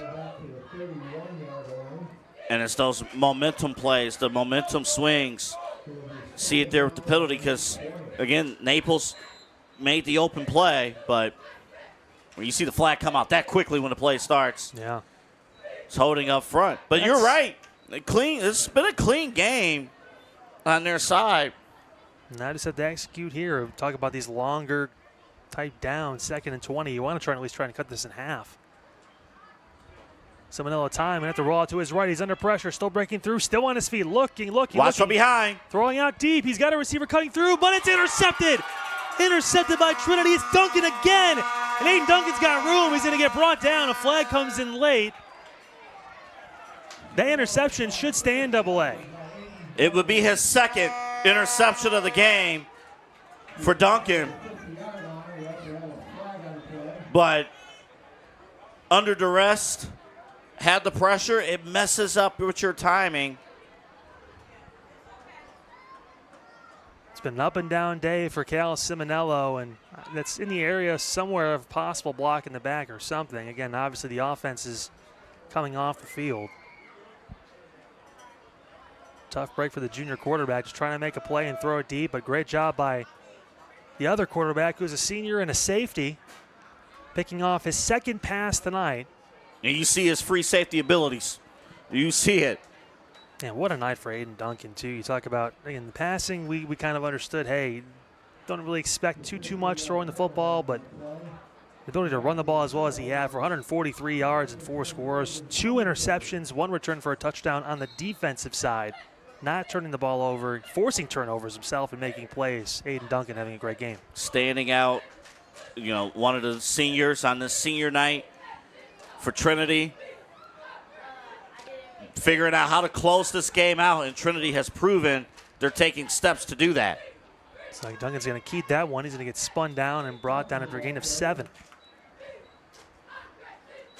I mean, and defensively, that entire play for Trinity that led to the turnover, at every level they did a great job. From the hard pressure, and of course, with Aiden Duncan being there ready for the interception. I mean, even from the free safety position, playing quarterback, playing the center field, that's what you are. Playing that center field there. All you got to do now is eat up the clock. 2nd and short for Duncan and company. He's now back over 150 yards carrying, rushing tonight. Takes a snap, going to pitch to the outside. Robinson again, he's got a full head of steam. Robinson's got room, he cuts back up the field. Robinson's got nothing but green space in front. He's at the 15, 10-5, and tripped up at the 1. Ball comes out at the end. The Cardinal falls on it, but I believe he was down by contact. And he will be down at the 1-yard line. Robinson cuts it through, makes a big play. Yeah, just beautiful. And the blocking on point. And the stride. You see the stride here? I mean, that's power running right there. And what that ended up actually doing, the clock is running down, so by not scoring, Trinity's has more time with the football. Phenomenal run right there by Robinson. All the way down to the 1 yard line. He's got over 210 yards rushing tonight now, as he can look back at Aiden Duncan and say, haha, I have more yards than you. This might be for who gets the Player of the Game award here at CVC TV if Robinson can get in. He's going to get the carry, and he is going to score. Robinson scores again, and that's his second touchdown of the night on his 28th carry. Credit where credit is due. He finishes the possession with a touchdown. And, man, when you see offensive linemen on the ground in the end zone, that means they did something right. Robinson is slow to get off the field, too. He's jogging gingerly, tired. He took a lot out of him to get that big run there. But he turned on the Jets when he needed to, and Trinity now back up by 22 points. Well, yeah, I mean, listen, I'm pretty sure we're going to give the award to Aiden Duncan, but well, we've done this before. We have given Player of the Game. And it's another fake. Duncan's going to keep it himself and run to the outside. There's nobody there. Duncan's going to jog in, spin through, and score. Duncan heard what you just said and say, there ain't going to be no Cole awards here. Duncan gets in, makes the score 49-25. Trinity on top by 24 points now with 2:15 to go. A great job for the Trojans. They put almost 50 on the board. And Cardinal was driving again last possession. They were making some plays, but again, the turnovers and a lot of the incompletions, a couple drops here or there, a couple plays don't go Cardinals' way, and now it results in what you see on the offensive end and the defensive end. Look, absolutely, and Trinity putting up, you see it there, 49 points, their highest point total by far this season so far. They put up 20 twice this season. Against St. John, they had 28 points. But you're kind of waiting for a breakout game. We know the talent they have on the offensive side of the football, and what Aiden Duncan and Caden Robinson can do. Obviously, Theo Jackson. We've seen Mario Munez, all the different players. You're expecting at some point for that to happen, and it took till Game 5, but it's been the same message. We talked last night, the Lutheran West coach. See what the penalty's going to be real quick. Line drive kick. Play is actually blown dead. No, it should have been dead because it was a penalty. The official. Something on Cardinal, maybe an illegal sub. Yeah. The official was. It looks like Matthew Canfield was attempting to go into the game when he shouldn't have. And there's been some. The official was making the announcement, and then they still kicked it. They still kicked the ball. It is what it is. But there's been some delays in getting the right number of people and personnel on the field too. Again, when you have a team that's sure it's 5-yard penalty, so the ball going to get placed now at the 45-yard line of Trinity where they'll kick off. And But Coach McSweeney, the same thing with Coach Perella last night with Lutheran West. They both talked about, hey, we've been in these games. There's 2 or 3 plays where it's like, hey, we got to eliminate the mistakes. Well, Trinity's a hop, skip, and a jump away from being 3-1 instead of 1-3 right now. I mentioned the last 2 games decided by 10 points total. That ball is actually touched by a Cardinal player, and smart to fall on it right away. That's a great job there. Jaden Fix, the sophomore, able to knock the ball down and fall on it, and that's where the possession will start for Cardinal up near their own 40-yard line. And now, if you're Trinity, don't mess around here. Obviously, you know the situation. Cardinal's going to go deep. You keep that pressure on. Send the crowd home happy. Close this thing out. The Huskies going to try and get some positive momentum here on offense as they close the game. It's been up and down. For Cal Simonello, he's thrown for 300 yards and 3 touchdowns, but he has 3 interceptions as well. That one is a diving play. I believe it was caught. Tell you what, Soltis hasn't let anything by him anymore. He caught that one. And worth mentioning, since we're playing on a Saturday, since this is high school football, not college, there is no 2-minute timeout, was what they call it in college. No, it's not officially the 2-minute warning in college. They do not call it the 2-minute warning. It's the 2-minute timeout. Interesting. I don't know why. It's football. It's a complex sport. Doesn't have to be.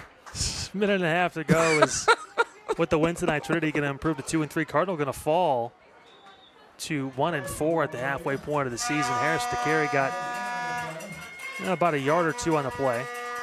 Yeah, and the schedule's going to get a little tough for Cardinal. But, hey, next week is a rivalry game for them against Brookshire.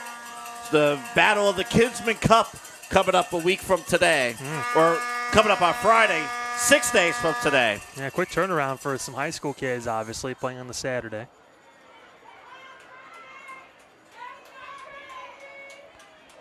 And worth mentioning that this is the final year of Cardinal in the CVC, so this could be the final Kinsman Cup coming up in a week.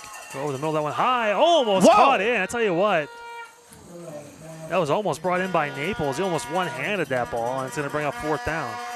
Boy, that would have been a circus catch. That just goes back to the discussion in AA. When he's been able to complete passes, Simonella's been able to make some big plays. Receivers have too, but 16 of 44. You can't have that incompletion rate and expect to win ball games on the offensive end. That is 100% true. That's just too many. It's too much to overcome. And that's really what it is. If you're going to throw the ball 45, 50 times in a game, you probably want to be around 50% at least, and they're obviously sub 50, and that's been, talk about a game of inches, a couple more catches, those ones go through. It could be a different ball game right now. As it's 4th down, another throw to the outside. That one is incomplete. Can't bring it in. Soltis could not do it. So now a couple of kneel downs, and I imagine that will be it. Is again Trinity going to improve to 2-3. And soon the vuvuzelas will go away. True. Well, maybe not. Senior night is going to be a whole celebration.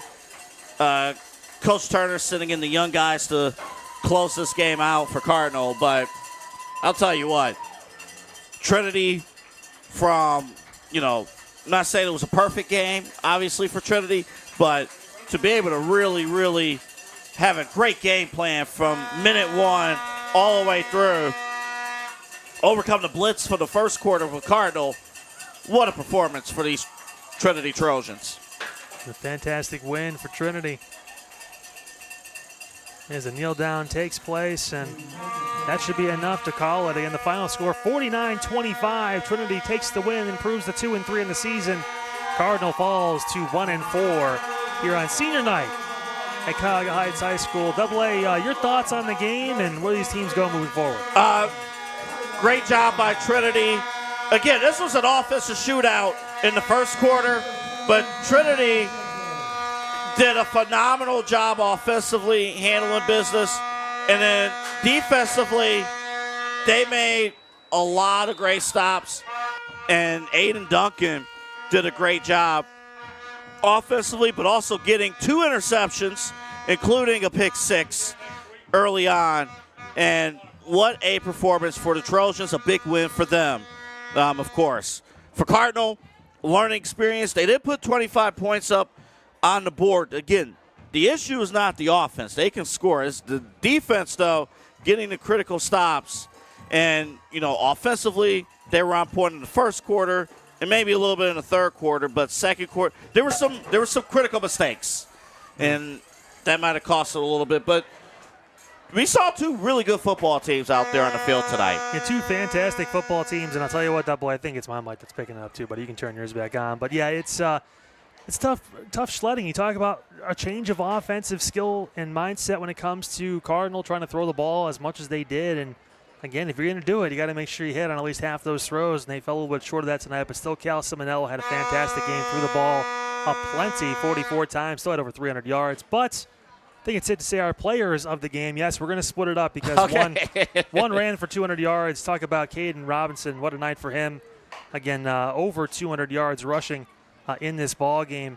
Actually, to be exact, 211 and 2 scores. On the other end, though, Aiden Duncan only threw for 23 yards, but he ran for 150 and 4 touchdowns. He also had the pick 6, and then he intercepted another pass in the second half. So 2 interceptions as a quarterback on the defensive end. Then on offense, he also ran for 150 and 4 scores. So Caden Robinson, Aiden Duncan, 2 seniors, 2 co-players of the game tonight as Trinity moves on to win. Double A, your final thoughts? Again, a great showing, a great crowd on both sides. Cardinal had a great showing. Actually, I was informed that this morning they had their cross-country CVC meet over at Cardinal earlier this morning. So coming from that, to still have a great showing tonight, phenomenal. And, of course, Trinity really, really showing out on this Saturday night. Coach McSweeney have to be proud, at least, of how his team performed. He's talking to the guys now. So what a game. What an offensive shootout. Well, I know you love the crowd tonight. We're going to have an even better crowd next week, too, because Independence comes here to Cuyahoga Heights. We know how rowdy that fan base can get as well.